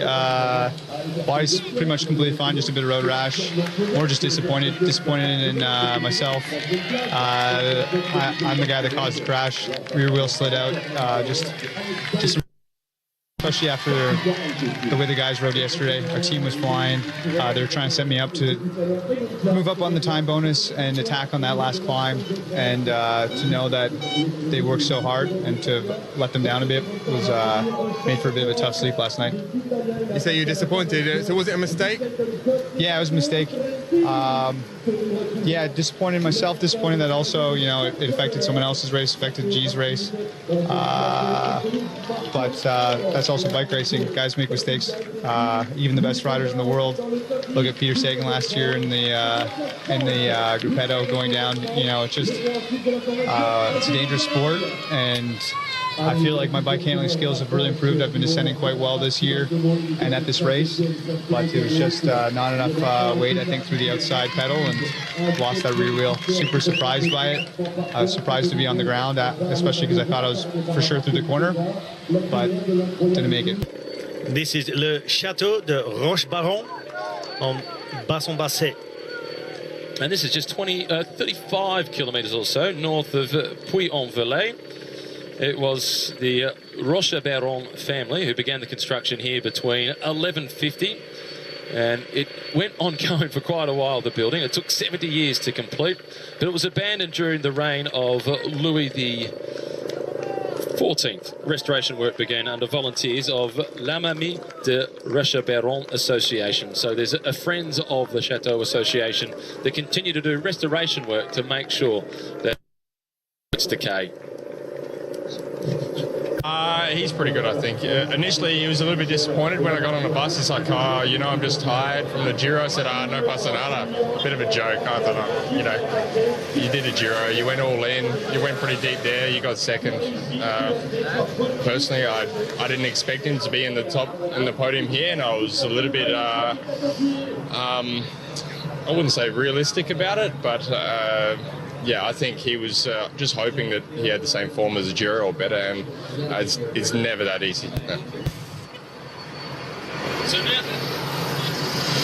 So now that Vincenzo Nibali finds himself out of contention overall, he's at 6 minutes and 18 seconds down. Even a top 10 finisher. What's a top 10 finish for a guy who's... Interest, yeah. It's of no interest. He'll want to win. He'll want to win something. He could still win the King of the Mountains jersey, and he doesn't have a point yet, but he can still win that. So he's on the podium in Paris for the final presentation. He can definitely win a stage, maybe a few. He'll probably need to lose more time before he's allowed to go on a breakaway. He'll need to lose a lot more time before he's allowed to go in a break. 6 minutes now. He'll really have to work on losing enough time to even be in contention to get in a breakaway in the Pyrenees. Even then, I'm not sure he's got the form now in this tour to do it. Coming off the Giro, where it was another incredible performance by him, but it's just reasonable to expect he's completely depleted. He thought he'd ride the Tour with the hope that it'd all come good, but I think he's just looking really flat. Yeah, he did look flat. Yeah, he looked resigned to the fact yesterday, after he did get dropped, that his tour is not going to go the way he thought it just might have. And it was only after the crash of Chris Froome and the announcement that Tom Dumoulin wouldn't ride the Tour that Vincenzo Nibali even spoke about changing his plans. His whole plan coming into the Tour wasn't to ride to try and win it. It was to ride to try and win stages and maybe the King of the Mountains jersey. Then those two big favourites for the Tour, well, Froome, it was that horrible crash at the Criterium du Dauphiné. Dumoulin hadn't recovered from his crash at the Giro d'Italia. It was only then that the conversation started to change around Vincenzo Nibali as potentially turning the clock back 5 years and winning the Tour for a second time.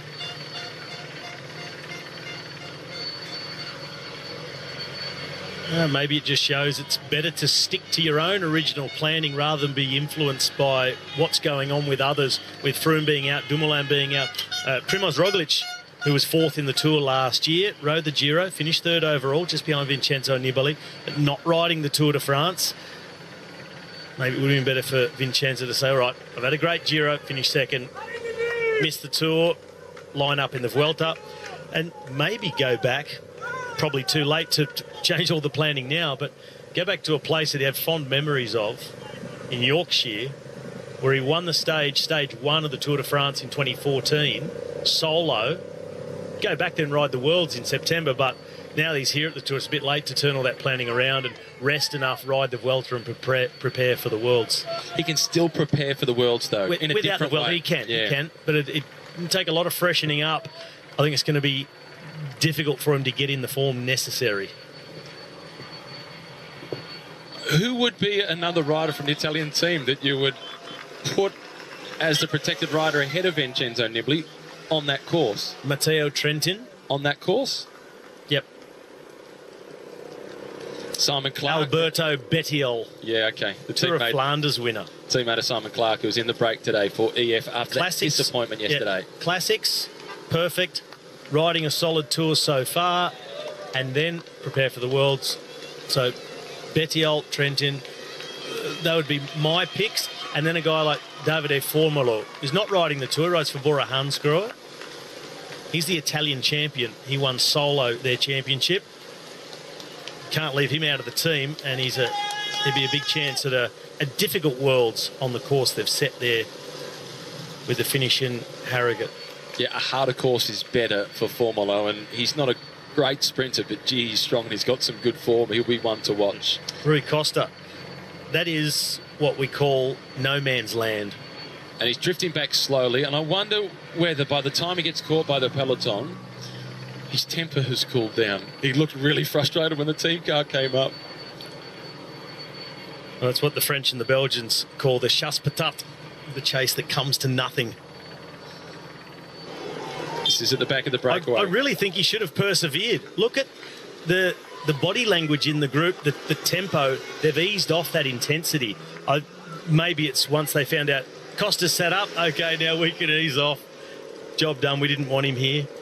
But I wonder if they would have settled into this rhythm anyway, and Costa could have then worked his way across.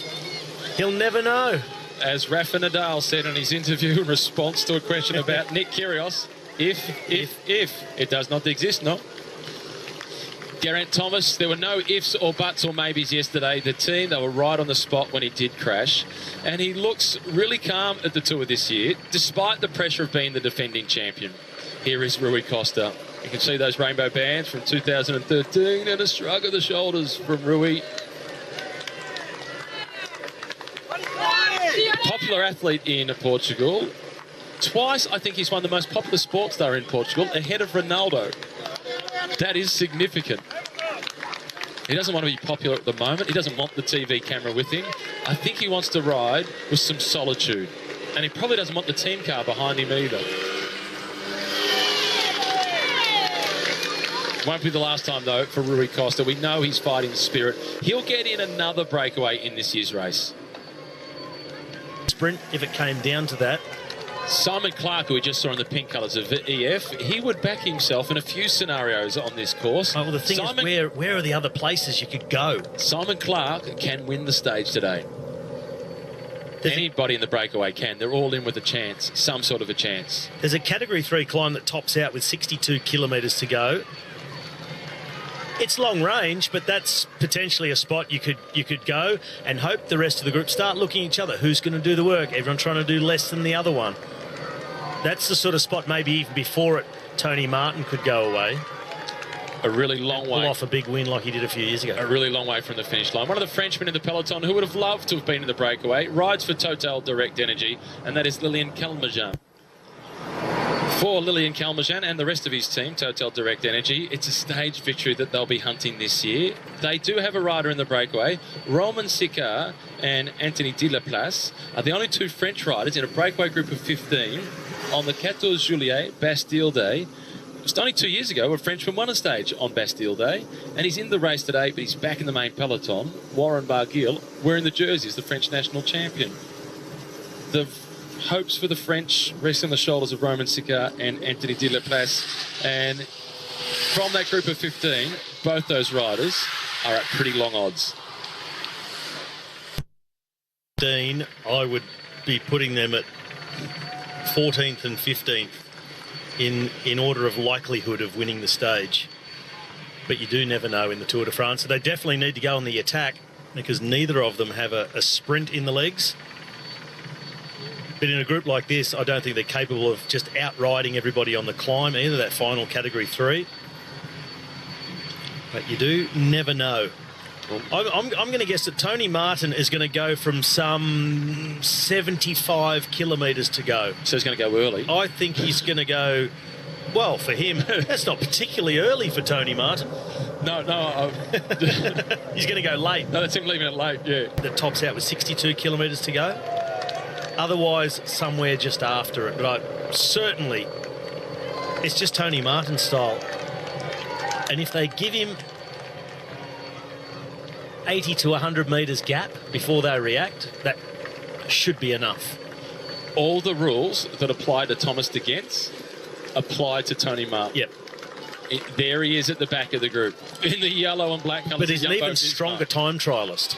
Incredibly so, which is hard to believe because Thomas de Gent is one of the best.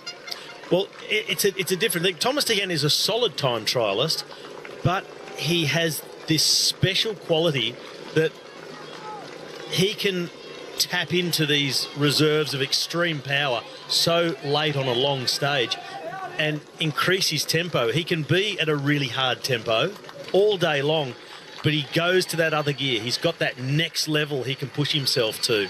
It's so incredible. I still can hardly believe he hung on there yesterday and won, even though he's done things like that before. It was just So awesome. It was a phenomenal performance. Who's your pick in that front group out of 15? And there are a lot of guys who know how to win bike races up there. Plenty of experience in situations like this. And riders of different qualities, different specialities. Classics riders, climbers, long-range attackers, time trialists. I mean, you've got to pick one. Just give us a scenario of who's going to do what and when they're going to do it. Not that they have to win, but let's play this game. Okay. I think it will come down to a group of 3 sprinting it out for the finish in Briod. And Simon Clark will be in that group and win the sprint as long as he's gotten rid of Jasper Stuyven. And Edvald Bossenhagen. And Daryl Impey. And Lucas Postelberger. It's impossible to pick from the 15. And Ivan Garcia Cortina. What do you think? There's a lot of fast guys in there who also climb really well. This is just so unpredictable. I'm so looking forward to when the aggression starts in this front group. They will all be fearing Jasper Stuyven and Edvald Bossenhagen with their sprinting reputation. Yeah, they will not want to take them anywhere. On the topic of sprinters, Marcel Kittel is here at the finish line today, and he's just had a press conference. It's not entirely decided as yet. He is happy, though. He said he's a lot happier than he was 3 or 4 months ago. He's put on just a little bit of weight, but it's not as if he's blown out by 10 or 15 kilos. And he's looking at his options. And the team that is most interested in him at the moment, by the looks of it, is the Jumbo-Visma squad. If you were Jumbo-Visma with Dylan Groenewegen, you could create a great environment for a guy like Marcel Kittel, take the pressure off him, and start with him back in the team as part of the lead-out train for Dylan Groenewegen. Help him get his mojo back. Be in a winning environment. I think I wouldn't even go that far as lead-out train. I would start with him back in the team on the opposite side of the program. You're riding a double program in these big teams, sometimes a triple program. So put him on the other side. Put him in different races to Dylan Groenewegen. You have the pressure on Groenewegen, the biggest races, the Tour de France, until Marcel Kittel is back at such a level where then you've got to consider a bit more carefully ambitions, who's capable of what and where, and then work on them cohabitating within the team. On cohabitating, the guy he spoke about the most in the press conference was the rider who was in the breakaway for Jumbo-Visma, Tony Martin. And although we look at Tony Martin and we think of him athletically as a machine, and he is a machine, he's Terminator-esque, but Marcel Kittel has spoken about the human element of Tony Martin and how good a company he is for him to be around, just for his mental health. So for Marcel Kittel's sake, and for the sport's sake, I hope he does return. And I hope he goes to Jumbo-Visma, and I hope they put him in every single race with Tony Martin. Well, if you believe the rumour mill, Jumbo-Visma is going to be a team of about 50 riders next year. They're interested in everybody. It's become the new Ineos tactic. Oh, yeah, no, we're interested in them. Yeah, we can offer them a contract. Jumbo are a little bit the same at the moment. There's the talk of Tom Dumoulin going to Jumbo-Visma. And again, that's because of his relationship in that team with Mike Turnison. Relationships are everything. It's a contact sport. Average speed at well over 41 kilometres per hour on a pretty lumpy start to the stage. 10.5 minutes. So De Koning Quickstep have decided that is enough. We're happy with that. And it means they're leaving room for anything unpredictable to happen. Mechanicals, crashes, whatever. They got time up their sleeve that they can afford to give this group another 12 or 13 minutes and still not lose the jersey. Sim Wellens at the back of the peloton, leader of the King of the Mountains classification. And 196 Johan Alfredo is still in contact. He's bouncing back from the gastro that he had yesterday.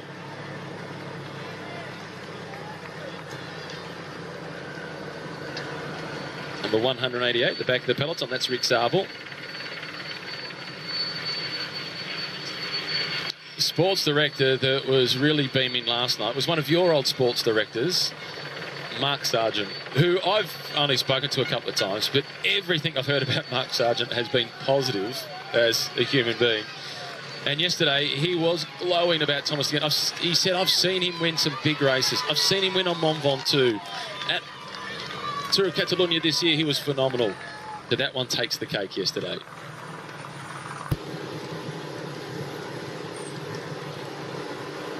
There's Jesper Stuyven, who Robbie spoke about, with the yellow helmet on and the yellow number from Trek Segafredo.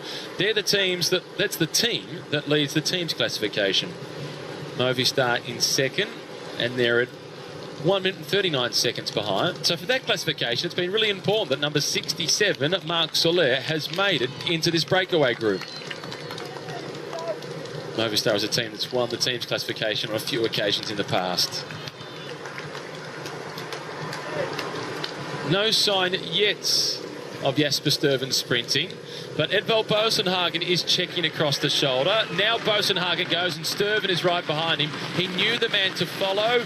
He's not wasting any energy. He lets Boasson take 20. It's only a 3-point difference. He gets 17. That shows Jesper Stuyven's commitment to the stage victory. I like that Stuyven didn't sprint then. Yeah, intelligent. And Edvald Boasson, before that sprint, he had 5 points in the green jersey competition, which had him in 61st place. So out there really just getting something. Not much point to it, but I liked how Jesper Stuyven approached it. No waste of energy. It's almost like he could feel how much Boasson wanted it. So let's go in the wheel. Just a few pedal strokes. 20 points would have been better, but saving energy and a couple of points less is just as good. And could prove to be the difference. The department of the Puy-de-Dôme, which are now racing through. And they're backwards and forwards between this department, Puy-de-Dôme, and that of the Haute-Loire, crossing over the border of the departments about 3 or 4 times as they stay high up on the ridgeline and then dive down through the sprint, and then that category 3 looming.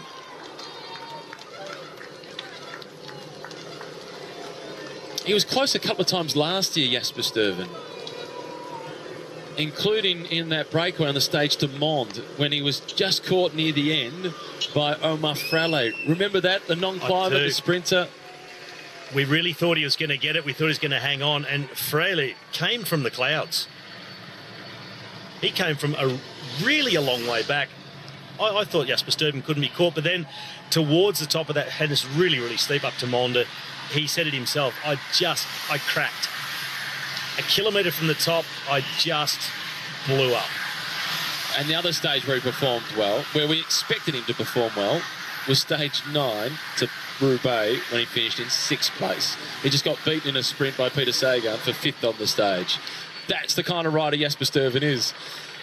Where Mond, that's not the sort of performance we expect from him. It was a remarkable ride. He was second behind Boasson in that intermediate sprint. And he's shaping up really as one of the key guys to beat from this breakaway group. Yep, Simon Clark not interested in the points. Likewise, Lucas Postelberger nor Nico Roche. We just mentioned his good performance, Jesper Stuyven, on stage 9 last year to Roubaix. It's stage 9 today. And Richie Porte fans are saying, please call it stage 8B. I like that. That's a fair point. It's a little bit like the movie Being John Malkovich. It was level 9.5, wasn't it? We're on stage 8.5. We're being Richie Porte today. Richie Porte will go to bed tonight. He will get through today's stage, touch wood, and go to bed tonight relaxed and relieved, and the rest of the race can get underway. He'll get a few more questions tomorrow about surviving stage 9, and then the rest day on Tuesday, and that stage 9 curse gets put to rest. I think it's everybody else talking about it. I don't think Richie is superstitious. But he's sick of getting asked about it. He's sick of getting asked about it, that's for sure. And people saying, is it stage 8B or is it stage 8+1? That's sort of starting to go into the French numbering system. Don't get started on 97. 4 times 20, 10 and 7. It takes a little bit of getting your head around when you're following race radio and you want to know instantly what's happening, but you've really got to be able to get your head around the French numbering system without having to do all the math first. The peloton still at 10 minutes and 13 seconds behind.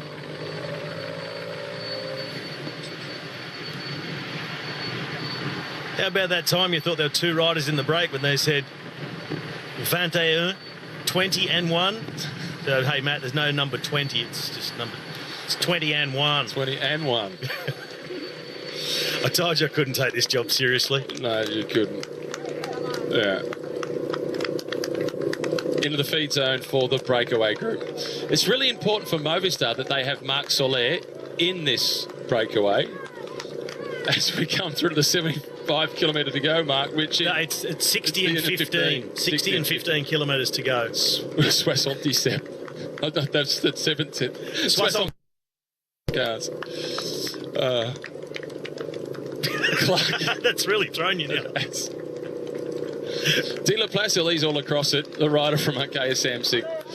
They're losing a little bit of time on the peloton, not because the peloton's really chasing, but because they're taking it easy and they're waiting for the moment where they start the attacking to try and win the stage. There's no pressure coming from behind, so it's all just concentrating on racing each other.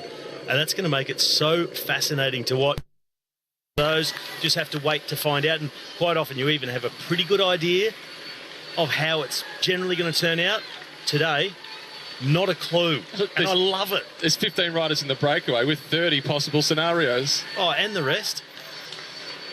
You could have a rider that you think, oh, he's gone, he's out of it. Then back in the mix, because you just don't know what's going to happen. That is the beauty of it. And there's only one team in there with 2 riders. Well, we'll see if they can turn that numerical advantage into a big result for Bahrain Merida. The teammates of Vincenzo Nibali and Rowan Dennis. Well, meanwhile, here in the peloton, it is a rolling rest day. Speaking of rest days, normally the rest day comes on day 10. The Monday. But because today is a Sunday and it's the 14 Juillet, the Fête Nationale de France, it's a public holiday tomorrow. So no rest day tomorrow. They're having a stage because that just guarantees big crowds, lots of spectators along the course with everybody having the day off. So the rest day has been pushed back to the Tuesday. It also shortens the gap in between rest days. Then only 5 days of racing between till they get the next one. Tomorrow is an opportunity perhaps for the sprinters. The breakaway gain tomorrow will be holding out a little bit of hope as well. Off to Albi tomorrow, another one of the long stages of the race. Tomorrow is 217.5 kilometres, making it the second longest stage of the race. Max Richese now in the role of pure rouleur domestique, instead of what we usually see him doing, a high-powered, high-octane effort in the final kilometre. And usually his role, every time his role is that 400 metres to 200 metres, and hopefully for Elia Viviani, inside 200 metres to go. When he delivered him perfectly in Nancy, he got him to 180 metres to go. A few days later then, in Chalon-sur-Saône, he got him to a good position, but it was a very difficult sprint to lead out. Viviani said he did have a slow leak in his back tyre as well. He didn't quite get him that distance from the finish, and it was a really high-speed one. Other sprinters just catapulted out of the wheel. Viviani fading back to 6th. But they'll be looking to make amends for all of that tomorrow, expecting a bunch sprint, especially with the easy sort of day that most riders are getting in the peloton today. Caleb Ewan up towards the front, having a chat alongside Richie Porte. Richie Porte wearing the yellow helmet because Trek Segafredo lead the team's classification. There was some criticism directed towards Richie Porte after yesterday's stage for not going to the front and chasing Julian Alaphilippe to defend the yellow jersey of Ciccone. Bigger picture for the team. Any day in yellow for Ciccone was a bonus. It was a great result for them. But Richie Porte is the protected rider. He's well within his rights not to do the chasing. And it wasn't Porte's decision. It was team management's decision for Richie Porte not to chase yesterday. Is Ivan Garcia Cortina, who is just nursing his way off the front. Sturven follows. Next in line is Tish Benutz. It starts again. It seems to me that this is such a high-powered group. Everyone's a little bit apprehensive about making their big attack. It's as if they want to wait till all the others have played of quite a few cards and then go. And it's been a bit standoffish. You spoke about it earlier on, the Flemish riders. There's two of them here, the Flandrians, and in the middle is the Spaniard. It is Sturven at the front, Garcia Cortina in the middle, and Benoot at the back, and he wants to press on.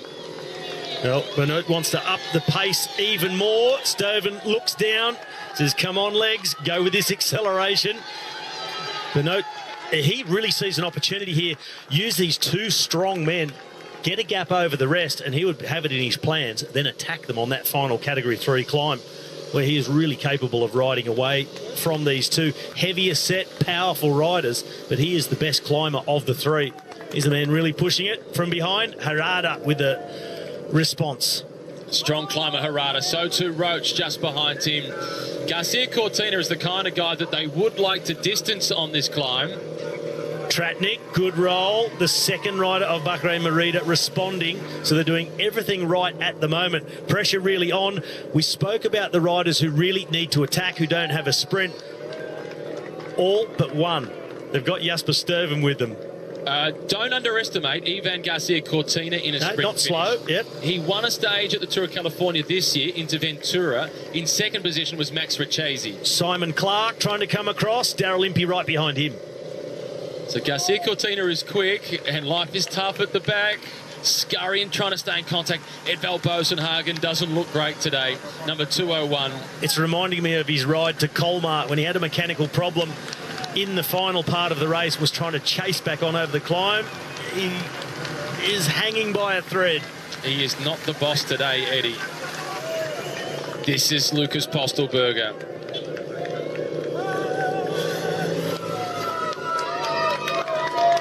They've had a stage win already with Peter Sager, and that's to be expected. Well, we saw a graphic flash up of Tete de la Course. And he slipped away. He's gone away before, so we've been seeing a counter-attack by the rest. And Postelberger looked really comfortable at the front. Just looking over the shoulder, is anyone coming to join me? Edvald Bosenhagen trying to get back on. He's waving at the motorbike. He looks as if he's taken a shortcut. He's hidden in the bushes and he's jumped back out in the race. That's not the case. The cameras didn't show the attack of Lucas Postelberger, but he has slipped off the front.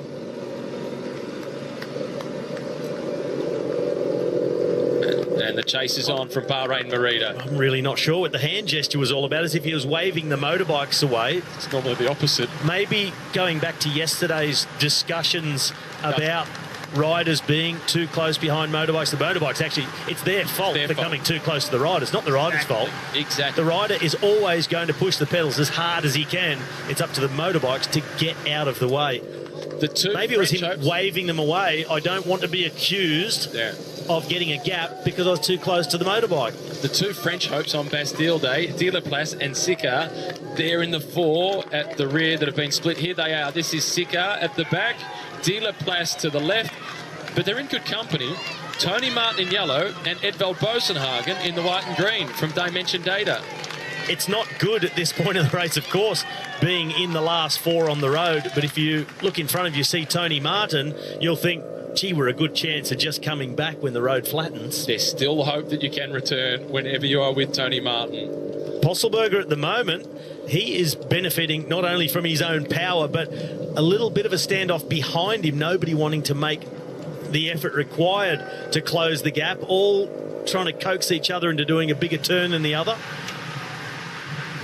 Postelberger, he was a stage winner at the Giro d'Italia last year with a day in the pink jersey as the overall race leader as well, when he just slipped off the front as part of the lead-out train for the Bora Hansgrohe team, and he was never seen until he was on the podium. Slipped away for the first couple of metres, then absolutely powered away for the rest of it. He was great. He's also been a former winner of the RAS race in Ireland, so we know that he can cope with some tough conditions. Well, Postelberger, also a former Austrian champion last season. This season it's gone across to his teammate, Mühlberger. Conrad, actually. They've all been Austrian champion. Yeah, it was Gregor. All three of them have been. last year. Last year. Mühlberger to Postelberger to Conrad. The chase is being led by one of the two riders from Bahrain Merida. And Tony Martin and that group of four at the back, they look like they're about to rejoin. Out to 11 minutes, you're right. The peloton hasn't slowed down. The breakaway is sped up as they start to attack. Almost out of sight for the chasing group. Clark in the pink colours, assessing the situation, and he is out of sight. You look forward up the road. They could just see him on the last straight, but the gap opening up all the time now, 25 seconds. But pretty soon it's going to be panic stations back here. Who's not working? Tony Clark. Martin, yeah. Harada looks as if he's about to call for the team car. Bosenhagen rolls through. No, Harada rolls through. Clark with the team car. Clark's got to gamble. He's got to gamble on the other riders getting nervous and doing more, and then try and place his attack on that Category 3 climb. So they're through this period along the Valley Road. They've got a fair way before they get to the base of that next climb. So there's a long time for Postelberger to open up that gap. It is. They ride underneath Le Château de Servières. The Chateau de Servières, that dates back to the 13th century. It was an old fortified house, and they've conserved much of the building and the lower courtyard. The building itself is split over 3 levels, and the chateau, including the outhouse, were inscribed by decree on the 7th of February 1994 as historical monuments. It is a private property, and it's not open to the public. Postelberger, he's out to 30 seconds. He's just taken a bid on from the neutral service. He'll take what he can get. They're not letting the team car come across as yet, which is rightly so. This group needs to work cohesively and really chase, because Postelberger is Mr. Consistent and he's super strong in the process. Out to over 30 seconds now. And it's the passengers at the back, just those 2 riders refusing to come through. It's just taking the impetus out of the group. This is Simon Clark now stretching. Is he suffering from cramp? I thought he was bluffing. He did a lot of work yesterday. He did. He did a lot of work yesterday into Saint-Etienne, and Simon Clark is really starting to struggle at the back. Well, the counter-attacks are coming. It's Jesus Harada who is trying to go across. There's another group already gone across to that counter-attacking move as well. So ahead of Harada, there are still more riders up the road, already gone around the corner. Simon Clark now makes the reaction. And Bosenhagen, along with Tony Martin, and at the back it's Roman Sickar. That is a big group that has gone forward. It's more than half of the group that's up in front of where we are at the moment with the camera. And it's the same 4 caught out at the back. Roman Sickar, Tony Martin, Edvald Bosenhagen and Anthony de la Paz. Well, no surprise when the attacking started, when Postelberger went away and all the counter-attacking was happening, it was these 4 who weren't able to match the accelerations, and I doubt very much now that they will come back. Which is unfortunate for our Norwegian colleagues next door. There'll be no chantings of Eddie the Boss. Today it might be Eddie the Brave, but unfortunate. This is bad news for Postelberger. Good news for viewers, fans and commentators. Simon Clark here. He is with Garcia Cortina and Harada. But he can't afford just to sit on. Garcia Cortina will. Clark needs to work with Harada. Garcia Cortina has Tratnik in front. Narsen is there. Benoit is up there as well. Daryl Impey. That's a big gap for those 3 chasers to try and cross. 5 kilometres to the start of the climb. Steven, Roche, Soler, Oliver Narsen, Ties Benoit, Daryl Impey, Jan Tratnik.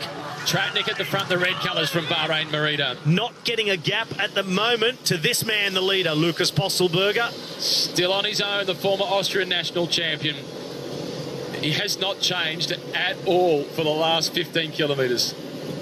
I'll be guessing now that it's somewhere around 30 seconds, the gap. I don't trust the last little graphic that we got of 48 seconds with the attacking that's just happened. This group gotten together and looking cohesive. They're going to be eating up the road in between Postelberger and themselves. 4 kilometres till they hit the base of the Côte de Saint-Just. It is a shortish climb, but it is a steep climb. It is a climb of some 3 kilometres in length, 3.6 in fact, with an average gradient of 7.2. Steep sections of much more than that. The black, like a ski slope, is dangerous. 9+%. They get to the top and plummet back down into Brioude. Here it is, the first 500 metres, not too bad. Red zone kicks up 7-8%. And that black section of a full kilometre over 9 pieces of 12%. 23 seconds. And then another 10 seconds further back to the Herrera, Garcia Cortina and Clark chasing trio. They're closing it down. I'm wondering if there's going to be a moment in the approach to the climb that someone in this group is going to think, I just need to miss a turn here. I want to keep my legs a little bit fresher. And they don't quite get close enough to catch Postelberger on the climb. Sturgeon rolling through with the yellow helmet on. Marc Soler from Movistar, the last guy to make contact with the group. That would be a story if the Spaniard was the winner. Well, Marc Soler, he has been doing everything right. He was a late arrival, but he's a man with a great climbing pedigree. And I'll be backing him to be just about the strongest out of this entire group on the steepest slopes of this final climb. Based on reputation, based on performances such as winning the Tour Avenir. Final stage of Paris-Nice? Yes, indeed he did. Late attack and moving into the yellow jersey last year, and he was attacking against Alberto Contador. The pedigree is most certainly there when I saw him get across, and now in the situation he's in, he's firming as a favourite to win this stage. Not against Alberto, a la Alberto Contador. He said that was part of his inspiration for that style of attack. He'd seen Alberto do it in the past, so he did it, and he won. It was a super performance. The gap opening up now between our counter-attacking group at 20 seconds. The other riders, we saw that four-man group. Well, 10, 11, 12 seconds behind. The peloton now at 14, but the pace has increased also in the peloton. Just rolling turns with a little bit more intensity to Koenig Quick-Step. So they'd also be thinking 15 minutes is enough. We'll try and keep it somewhere around that, but also try and keep everybody on board and try not to make the peloton too nervous. Casper Asgreen once again. It's hard to believe he's just 22 and has done so many kilometres on the front of the peloton in his first Tour de France. Robbie, 18 seconds for Postelberger. The gap is melting. He's almost on the foot of the climb. The salmon. The year of the salmon. Also coming this far up La Loire. Upstream, but it's downhill to Brioude after they get over the next climb.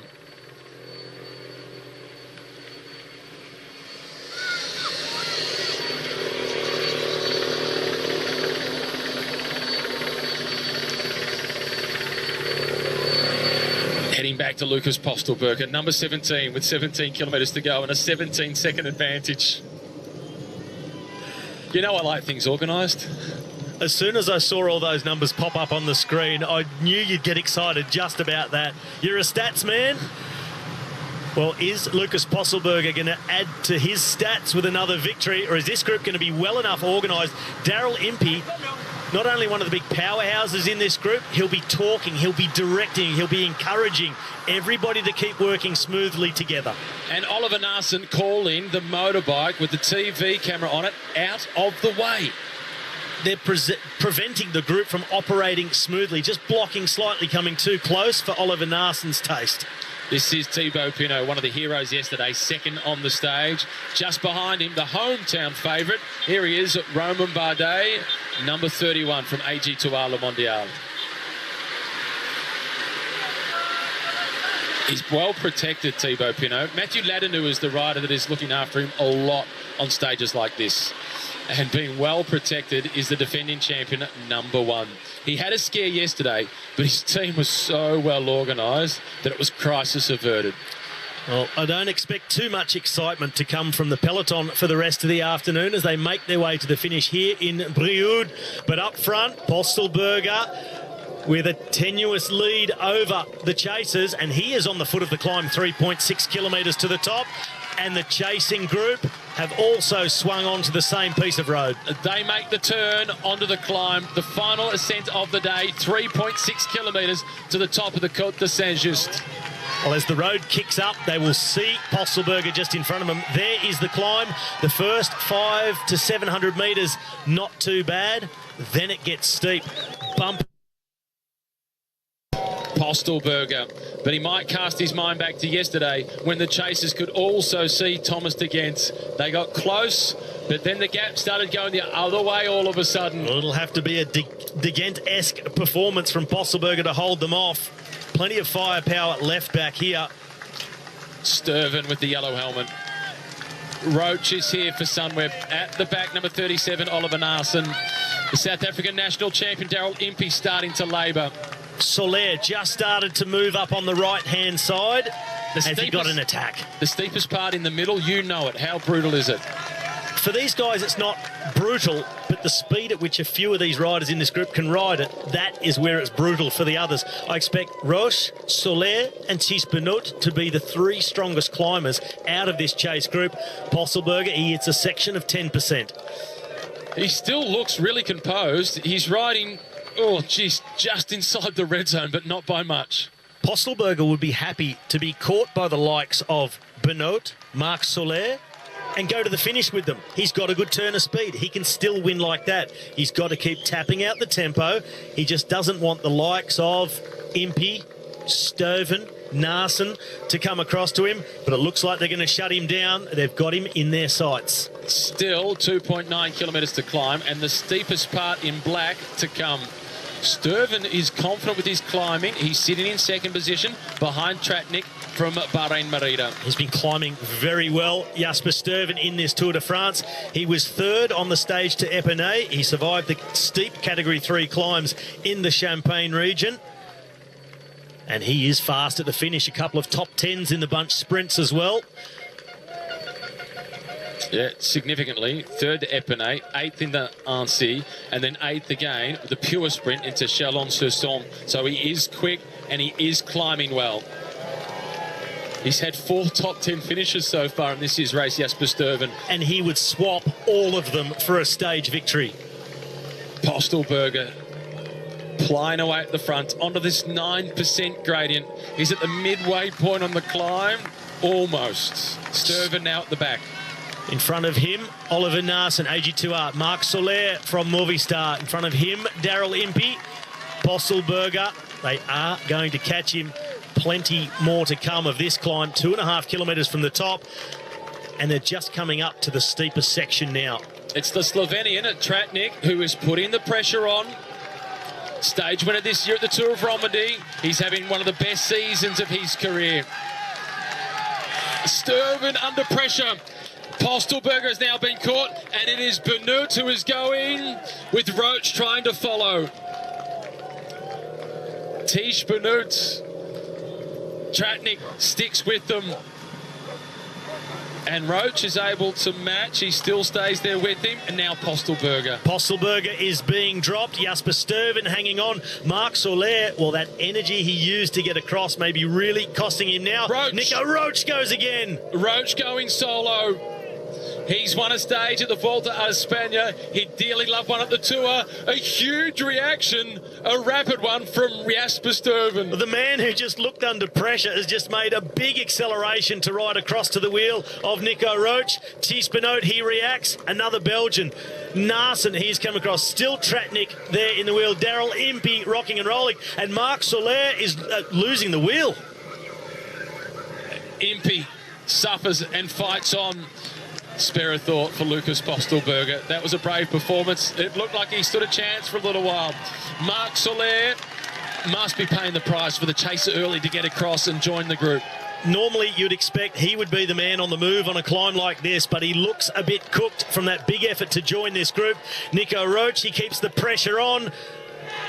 Thijs Benoot, remember his win in Strade Bianche. Steep hills, steeper than this, on gravel. He's got it in him. He'll keep on keeping on, but he needs to be alone. He has to keep attacking. The steeper, the better. Marc Soler Don't think he'll come back, will he? Now Impey under real pressure at the back. In front of him is Oliver Naesen. Roach, followed then by Benoot and Tratnik. They fear the sprint of Sturven and Impey. And Naesen, those three are together. If they stick together over the top, they've got the firepower to ride their way back to these guys in the front. Roach now with Benoot. Tratnik losing the wheel, looks back over. He sees the faster men coming. Sturven also taking a look back. Not good signs for them. Roach pushing on with Ties Benoot. For Roach and Ties Benoot, it's 1,700 metres of opportunity. A chance to open up the gap because they'll need a significant one on the three fast men chasing.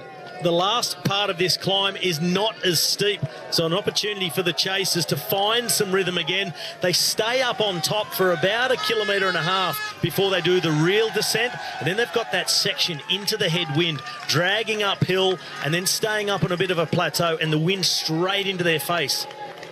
And on the way down, based on the course road book, it looks as if there's just a little bit of an interruption to the descent. That's that drag. It's at about 4.5% and straight into the headwind. Really, really heavy section.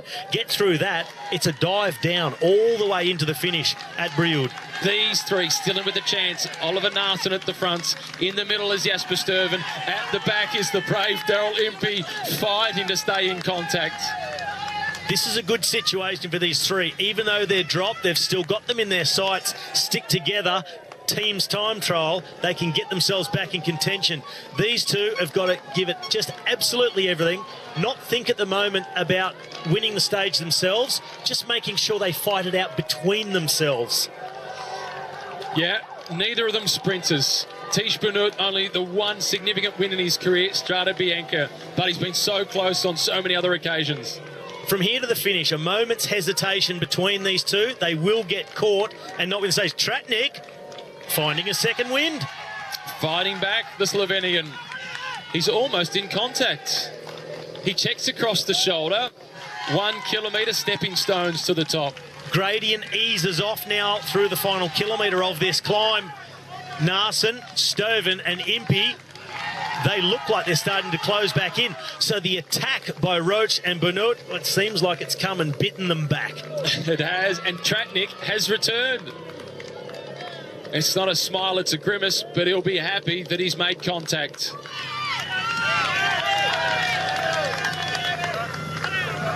Well, this is going to be an arm wrestle over the ensuing kilometres. Coming towards the top now, Jasper Sturven, a little bit of increase in the pace. Nico Roach, he looks over the shoulder, accelerates again, willing that gap to open. Roach is riding like a man who fears the sprint finish of the three chasers behind, and he's well placed to do so. Well, so he should. They've got to fear those men. They are much quicker in a sprint finish. This is Marc Soler. He is trying to battle his way back on as well. Dropped early on the climb. Impey goes. Impey senses the final few hundred metres as the South African national champion tries to scurry across. He's on his way. Ties Benoot and Nico Roach, they're working together. They're working in unison. Impey going all in to join the two leaders. He is storming across the gap, the South African national champion. Bad news for Sturven and Naesen. They could have used his help to close things down, but Impey doesn't want to sprint against them either. But will his presence dissuade these two from working super hard? Whilst he's sitting the wheel, he's going to be really hard to beat. That could take the momentum out of this group. Roach and Benoot may be content to sprint against each other, finding themselves an even match. They'll now see Daryl Impey, and now he's got the speed and the power to beat them in a sprint. But they just can't afford to sit up and be caught by two more fast men on the chase. Yes, that makes it even more difficult. Marc Soler now slowly coming back to Oliver Naesen and Jasper Sturven to make it three to work together versus three out in front with Tratnik caught in the middle. And don't worry about the other two working with Daryl Impey. It's Daryl Impey who is driving over the top of the climb. Daryl Impey knows now he finds himself in an ideal situation with two men he's sure to beat in a sprint. He's got to push on distance Sturven and Naesen. They now see Tratnik in front of them. Marc Soler has found his way to the wheel. Will he be dead weight in this group or assist in the chase? 12 seconds the advantage for the three leaders. Sturven, Naesen, Soler, they're the ones chasing. Tratnik caught in the middle. Impey, Benoot and Roach out in front. They get a little bit of downhill. It then kicks up again, stays up high before they get the real descent. Work together across here. Impey, he's just going to keep the pressure on all the way. He knows this is ideal. Tratnik has surrendered to the 3 chasers. He can't do it on his own, but he still is in with a chance of returning with these guys. He slots in a 3rd position. Soler calls him in. Numerical advantage, 4 against 3, but riders have been dropped. Tratnik seems a bit cooked. Marc Soler probably just happy to be back in the group at all. Benoot now, big turn on the front. This is that next little rise up before they get to the real descent. You see Nico Roach then, his head just dropped, looked between his legs as if to say, oh, really? Yes, but he's in with a chance. They're going to have to find something special to beat Daryl Impey if those 3 riders can stay away. The chase now on. Narson and Sturven, absolutely nothing to lose. They can't afford to look at Tratnik, worry about Marc Soler. The 2 of them, a 2-up time trial, get themselves back to that front group. Meanwhile, back at the peloton, they're just riding for positions to stay safe. Lots of riders from Mitchelton Scott coming to the front, protecting Adam Yates. They'll be tuning into race radio, screaming, go, Daryl, go. Well, a lot of them will be listening to the report from the team car, hoping they can pick up what's going on out in front.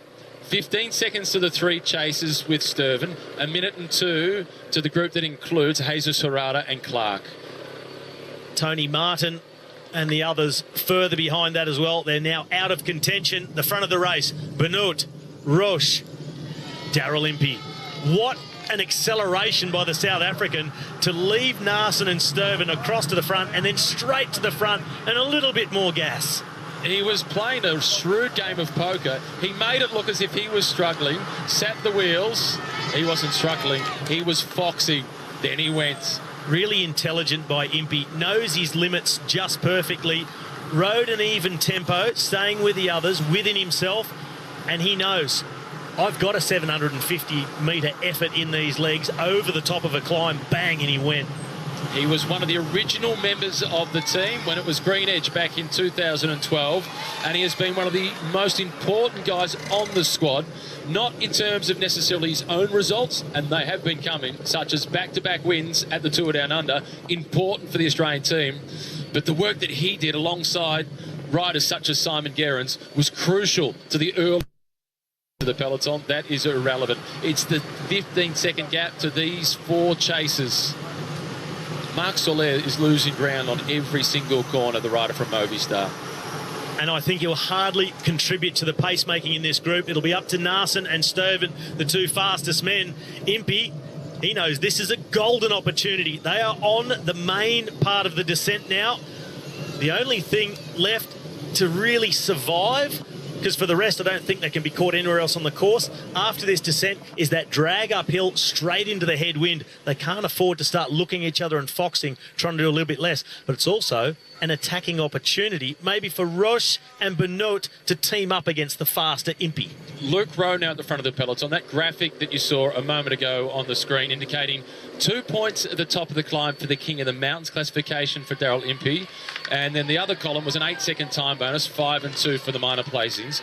The King of the Mountains points, the time bonus, not interested out in front. It has no impact on the race, because they're chasing the stage victory. Now this is defending the position of the defending champion, Geraint Thomas, sitting behind his good friend Luke Rowe. All about safety. Start the climb at the front. Keep an eye on your rivals. Don't get caught out. They're not worried about the time gap to the front. And now they're in position. They'll ease back off, and that time gap will grow back out. Doesn't matter. 8.5 kilometres to go. It's 3 versus 4 out in front for the stage win. And we've seen by watching Daryl Impey out in front, although it's not super dangerous, the descent, it's not pedestrian either. So they need to stay at the front. And they had a warning yesterday with that crash into Saint-Etienne. And there's a couple of tricky corners here. Is that hill? And Tis Benoot, he says, Impey, I don't want to take you to the finish. I've got to get rid of you. All or nothing from the Belgian. Nico Roche, the gap opening up in front of him. But Impey at the moment has it covered. It's Let's Go Motorhomes, and it's a big motor in the quads of Daryl Impey, who doesn't just go across to Tish Benut, he slots right into his wheel and gets on his personal space to let the Belgian know he's back. Oh, we said it was a possibility for an attack on this section. Tish Benut, he's tried his hand, and Impey has all the answers. 16 seconds. Marc Soler is working, but it's heading in the wrong direction for the 4 chasers. Roach looked as if he was gone, but he's not surrendering. He keeps on fighting. And Impey is working with Tish Benut, so he should, because he's got his measure in most normal circumstances in a sprint. This is now a heroic move, as in second position is the hometown hero, is Roman Bardet, being followed by George Bennett and being followed by Richie Portes. Well, this is an interesting move. Roman Bardet disappointed on La Planche de Belfield, big time loss, riding into his hometown. George Bennett says, I'll have a little piece of that, see myself move up GC. And Richie Porte, well, what a nice aggressive move to see from him, trying to steal some time. It's Tony Galopin at the front, but Richie Porte, he knows this town well. It was here in 2013 that a stage finished in Paris-Nice, which he went on to win overall. Even if it's not an attack intended to go all the way to the finish, it'll put him at the front for the downhill, which you'll also know there's a couple of tricky corners on the way down. Start at the front, set your own pace. That is what Daryl Impey is doing. He's now up there with 2. He's not worried about a return as such of Nico Roach. He's got to maintain the gap over the likes of Stoven and Narson, because they are too quick to deal with at the finish. Impey in a 2-up, he'll be oh so confident. Oliver Narson is the rider at the back of this group. Jasper Sturven, Robbie was referring to, with the yellow helmet, now going through to the front. Tratnik, the Slovenian, in the middle. The attack continues. It's Roman Bardet finding his confidence on a road that he knows like the back of his hand. The sprinters, they will wait for tomorrow. They're already sitting up. They will roll on into the finish. They've had a good recovery day out as far as Tour de France stages go. No more competitive urges on the day for the man in green. It's all happening up the front. This is Bardet, Porte and Bennett.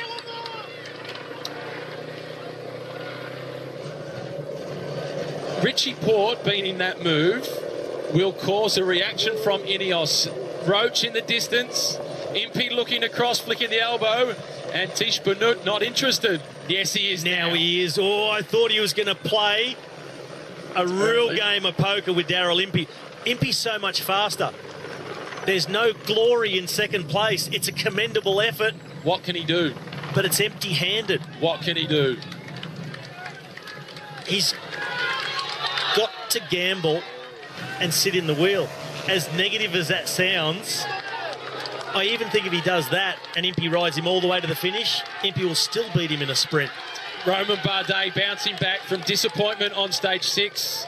Richie Porte looking composed in second position. And the climbing Kiwi from Nelson, George Bennett in the yellow in third. I think the best thing that Richie Porte can do is just go with everything to the top of the climb, at least get himself onto the descent in front. Maybe put some pressure on Ineos, their team leaders, to take a few risks, increase the pace, but they're coming back. Richie takes a drink. It's Michał Kwiatkowski who's rectified the situation for Ineos. And Richie Porte doing everything right to put to bed the ghosts of stage 9. Another little acceleration there from Richie Porte. Just make them close all of the gap, not give it away for free. And he really will want to start this descent somewhere near the front. Ineos closing it down and looking very comfortable. Time gap out the front now, 19 seconds. Daryl Impey will be starting to feel very confident, but can't afford to sit back, can't afford to take the pressure off. Kwiatkowski is the first of the riders from Ineos, followed by Thomas, and then it was Bernal. Impey, at 5 kilometres to go, appears to be doing the lion's share of the pacemaking. And it's downhill to the finish from here. That is it. There is no more uphill. It starts to go gradually down. They'll then take the right-hand turn onto the main road, which will lead them into Brioude. It is super fast. This gap, I think, is going to be enough. And Impey, he won't outsmart himself by starting to swing all over the road and go slow and look at Benoit and try and make him take the front. He'll ride it all the way in. He'll do enough to maintain this gap. He'll be so confident that he's much quicker. Roach is about to be caught by the chasing group of 4 to make it 5. And they're at 13 seconds. But that group is still working well together. They're working really well together. This is Kwiatkowski. He calms things down in the peloton with Thomas behind him. Jonathan Castroviejo, he's done his job getting his leaders to the front of the group for this climb. No more action really to be had in the peloton. It's all at the front. Here is the chase. Sturven, Soler, Narson, Tratnik, Nico Roach now slots in 5th wheel. 14 seconds. The gap behind Impey and Tiesbenoot. How disheartening for Roach, having been in front and now chasing. There is the Irishman at the back of the group for Sunweb. Narson, big turn on the front. Soler having trouble staying in the wheel. They're coming now through 4 kilometres to go. 14 seconds. Impey still driving the pace out in front. He's trying to swing off to get Benoit to come through, but Tiesbenoot is playing a very cool game of poker. Not anymore. He's working, but he's just leaving a little bit longer than he may otherwise if he thought he could beat Impey in a sprint. Daryl Impey will be grateful for anything that Tiesbenoot is doing. Just that little bit of assistance, maintain the gap. Once they get to about 3 kilometres to go, they turn right, straight down into town. And from 3 to just inside 2 kilometres to go, about 1.5 kilometres, it is super fast downhill. There's then a roundabout. They'll be doing nearly 70 kilometres an hour when they hit that roundabout. They'll jump up and over, straight through. Inside the last kilometre, there's one tight right-hand turn, according to the road book. 550. How tight is it? It's a fast right-hand corner, just a little scrub of the brakes on the way in. It's not as tight as it looks in the race book. Narson with another acceleration. But the leaders, they're out of sight. 16 seconds. It's building as they go through the 3 kilometre marker. Downhill to Brioude, Benoit and Impey. The South African national champion. He's worn yellow, but he hasn't won a stage. He's 34 years of age. This would be big. Narson flicks the elbow. Tratnik comes through. Sturven, they know now they won't get back on terms with the 2 in front. Impey's too canny. Look at how hard he's driving it. Downhill, the speed well above 60 kilometres an hour, and the downhill about to get even steeper. 2 kilometres to go. You can freewheel down here at 60, the next part. But there's no freewheeling out in front. Tiesbenoot rolls through. And Impey, a chance to breathe, a chance to contemplate, a look over the shoulder, assess the situation. What comes next for the champion of South Africa? Well, that is a winning gap. They will not be caught by the chasing group. They're still working. Roach rolls through. Sturven, Tratnik, Narson and Soler in blue.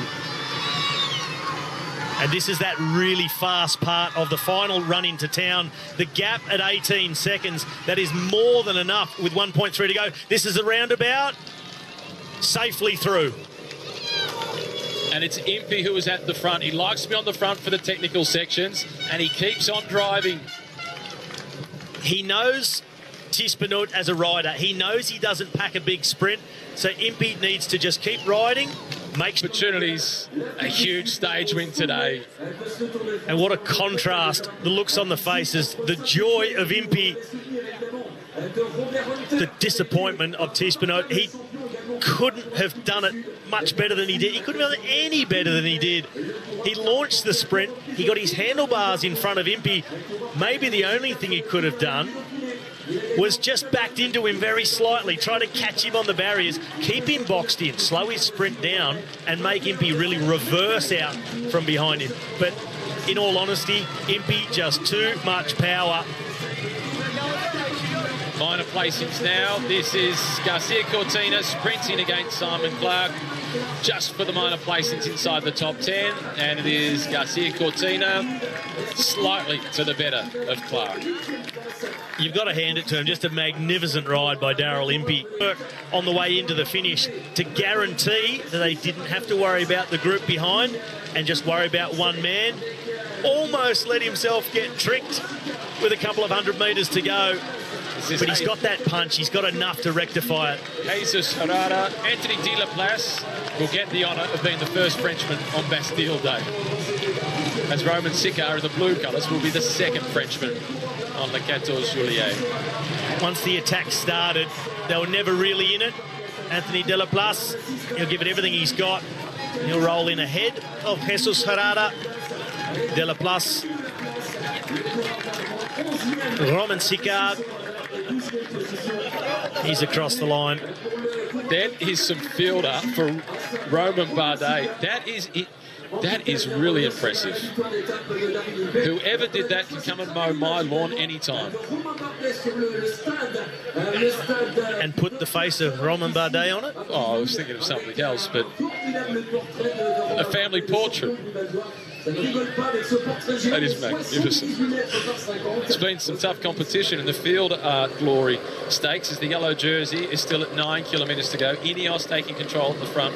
And Richie Port will be finishing stage 9 on his bike. 8+1. On his bike.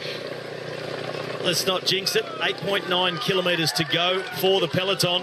The major prizes have been dealt out. Julien Alaphilippe here ensconced in the peloton. He will arrive safely and get another day in the Maillot Jaune.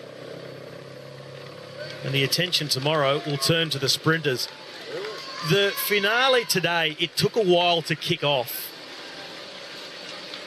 But once it did really get going, what a treat.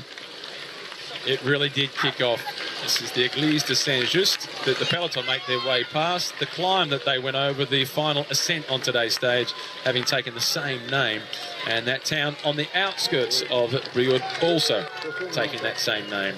Gianni Mosca on the right at the front for the Ineos team.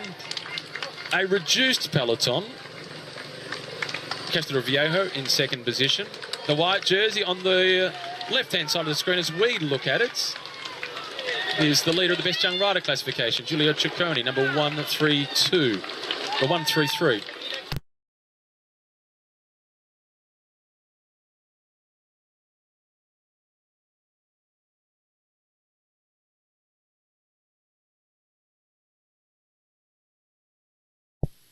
The 101st edition of the Tour de France was forecast to be one of the most open in recent history. That has proven to be the case. As the opening week comes to its conclusion, stage 10 awaits before the first rest day. The sprinters hold out hope, but so too do the sprinters. It's anybody's guess as to who will win in Albi this afternoon.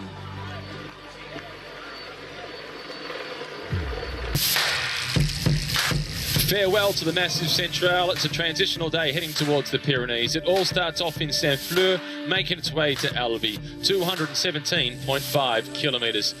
A couple of ascents at the start of the stage to give the breakaway a chance to get established. Then there's more descending than what there is climbing. The intermediate sprint at the midway point, another couple of Category 3 climbs just to keep it spicy, and then there is the run home. Open areas.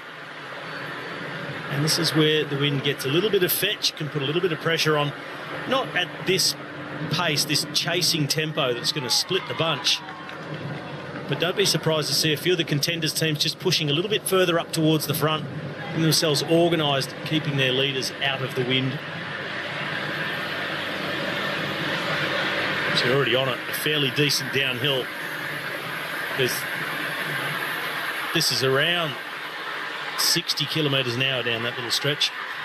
Here is Vincenzo Nibali, number 41, going through. Given that we've just spotted Vincenzo and he gets votes today in the Tour Media Medal, let's go to our votes for the Tour Media Medal. At the moment, at the top of the table, it's Geraint Thomas, George Bennett, Alex Dowsett, Dylan Groenewegen on 5.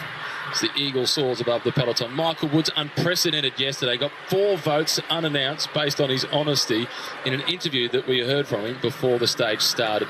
That's the top of the table. 1 vote today goes to Richie Port. He's been asked consistently about stage 9. And he's had so many people throwing it at him. You're looking forward to stage 9, getting it over and done with. And he said, stage 9's not a factor. I just want to keep on racing. Well, yesterday, as soon as stage 9 finished, he put out the tweet, stage 9, done. With a gif of Jack Black doing the proud salute. 1 vote for Richie Port for seeing the lighter side, and he obviously wanted to get through stage 9, or as others on the couch peloton wanted it referred to as stage 8B. The red number today being worn by yesterday's second place finisher, Tish Benoot, who's got the domestic duties today of delivering biddens for their team leader in particular, for today's stage at least, Caleb Ewan, the sprinter. 2 votes goes to George Bennett. He was watching whilst getting a massage the cricket, the final, the World Cup between England and New Zealand, and he said that up until now, this last over has been the most stressful part of my Tour de France. Get up, black caps. Watching the cricket has been more stressful than the bike race.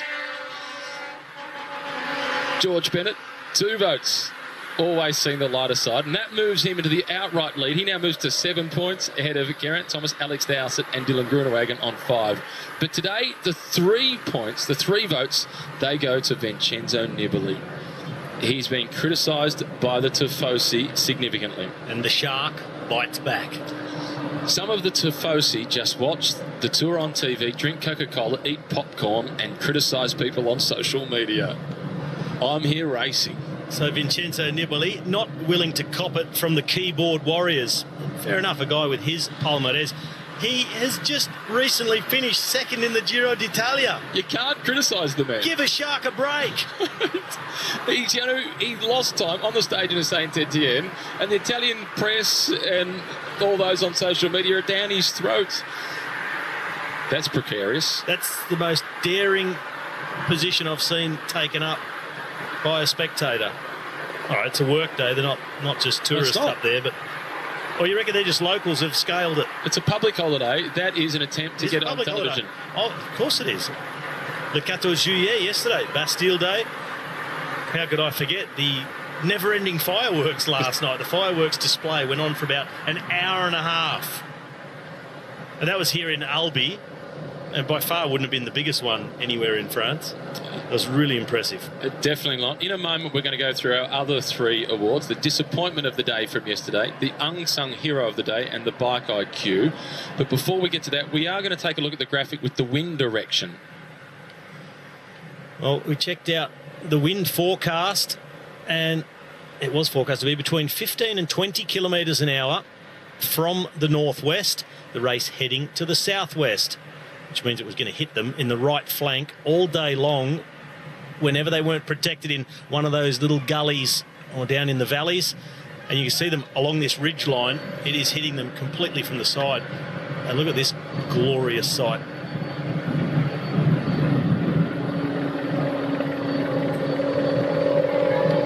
Saint-Côme-d'Ault. And this village, you mentioned it as being a stunning village. It is listed as amongst the group in the association of the most beautiful villages in France. And the church that you can see, that goes back to the 16th century. The bell tower was struck by lightning in 1627 and had to be completely redone. And it is famous for the fact that it is a twisted bell tower that goes up to 42 metres. And you can see that on the shape of the roof. You actually see that twist in it. And this is one of those towns when we talk about these historic and protected towns. You live in there, you're not allowed to do just whatever you want to your house. It has to be very, very specific. You need a roof repair. It's got to be with exactly the right material as prescribed by the council. And even painting the facade of your house, it's not on. You've got to stick with the colours. It's got to stay in the original stone. So if you're going to live there, you've got to stick to the rules and keep everything as it was, and it looks just amazing. It is fabulous. The King of the Mountains jersey on the shoulders of Tim Wellens. Tish Benoot just behind him, second yesterday. In front of him, one of the favourites for today, Caleb Ewan. I'm sure Caleb's manager will be watching with a sense of deja vu, perhaps, because it was here in Albi in 2007 where Cadel Evans won his first ever stage of the Tour de France. And at Signature Sport, the manager of Caleb Ewan, they also manage Cadel Evans. The breakaway out to 3 minutes and 3 seconds. The other 3 awards, the disappointment of the day yesterday, Robbie. Roger Federer, perhaps. 2 match points on serve, 40-15. No. The Kiwis, perhaps, a count back. No, not into cricket, so no. Rui Costa. He was really disappointed in partly himself, partly the rest of the breakaway group that would not allow him to get across, and I think partly just by the presence of the director sportif who came up to dare to speak to him. Yesterday, Rui Costa was the last rider that attacked from the peloton to try and go across to the breakaway. He was at 2 minutes. He got within 26 or 27 seconds. 23 even, I think I saw at one point. It was so close. Definitely in the 20s. And then he did not make contact with the breakaway that won the stage. And our next two awards, the Unsung Hero and the Bike IQ, both relate to the breakaway.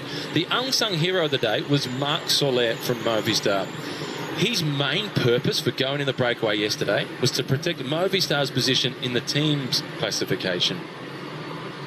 As we fly in over Le Lot, the river that runs through this region.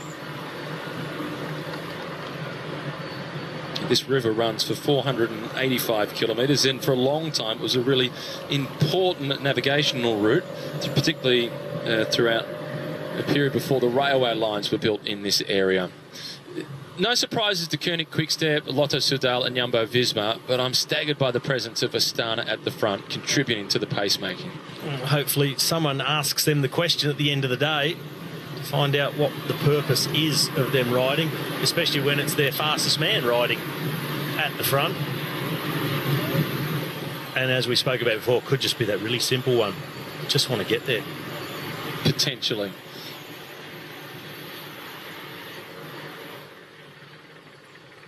How's the Serenity? Got a two-stroke engine at the front as well. It is strong powerhouses at the front. I think Casper Asgreen now has come to the front for the Koenig Quickstep, followed then by Tony Martin. So we've got one more award to give.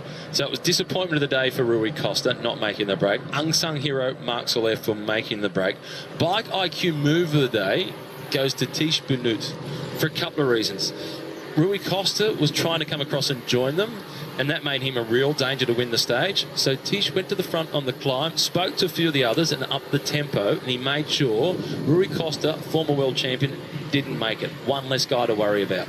Then he knew that he had in the group coming to that final climb fast finishers Oliver Naesen, Jasper Stuyven and Daryl Impey. So he went full gas up the climb.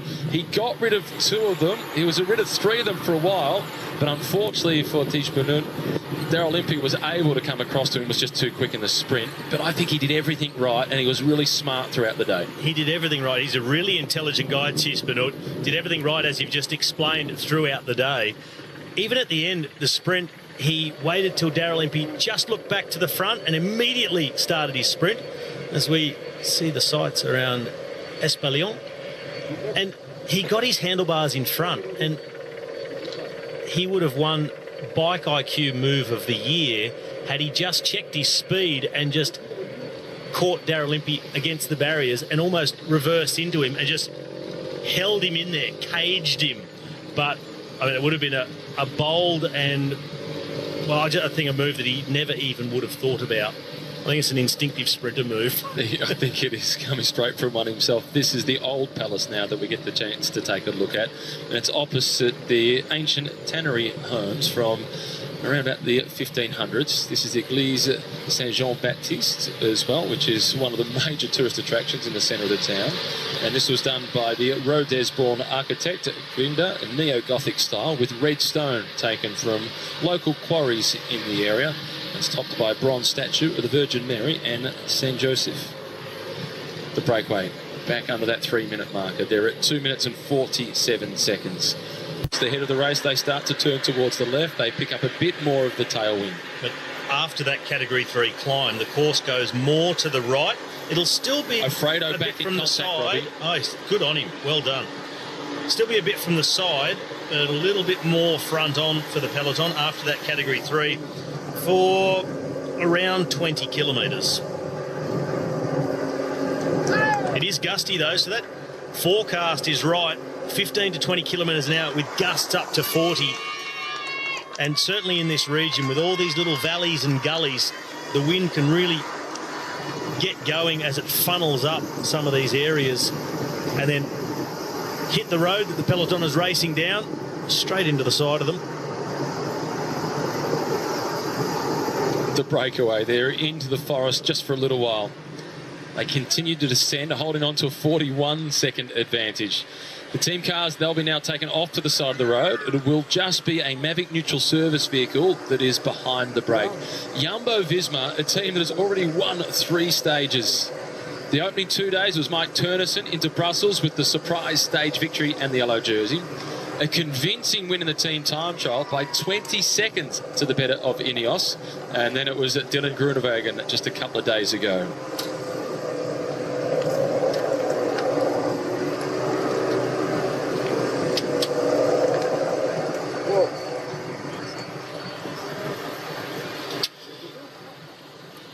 Amongst the riders who have missed that split, no major contenders for the top 10 in the overall classification.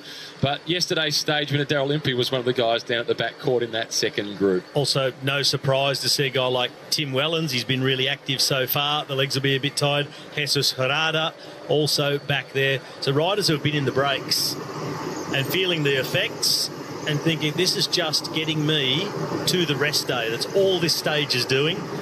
So they were the ones dislodged at the back, just following the wheels back on in the peloton. But this will be an important point that Ineos will be racing towards, stay in control. As you said, on these fast downhills, very narrow, a little bit bumpy, the less riders in front of you, the less can go wrong. And Ineos know that all too well after the approach to Saint Etienne, because Michael Woods fell off right in front of Geraint Thomas. There's out at the top of the climb, perhaps, as we pan back. You can see the wind is blowing there, but the good news for the guys caught at the back of the peloton, on the climb, the wind won't be a factor as they go through the trees. It's about to start. The back of the group, Burhan, he'll want to get to the top to make it a clean sweep of the categorised climbs on stage 10. With 38 seconds up their sleeve, what we've generally seen all day is the peloton just backing off a little bit on the climbs. They're on the Côte de la Marique, 3.6 kilometres, 4.7% average. 2 points on offer at the top for first, 1 point for the second rider across the line. The rest doesn't matter. Don't expect to see much competition amongst these riders to take it out.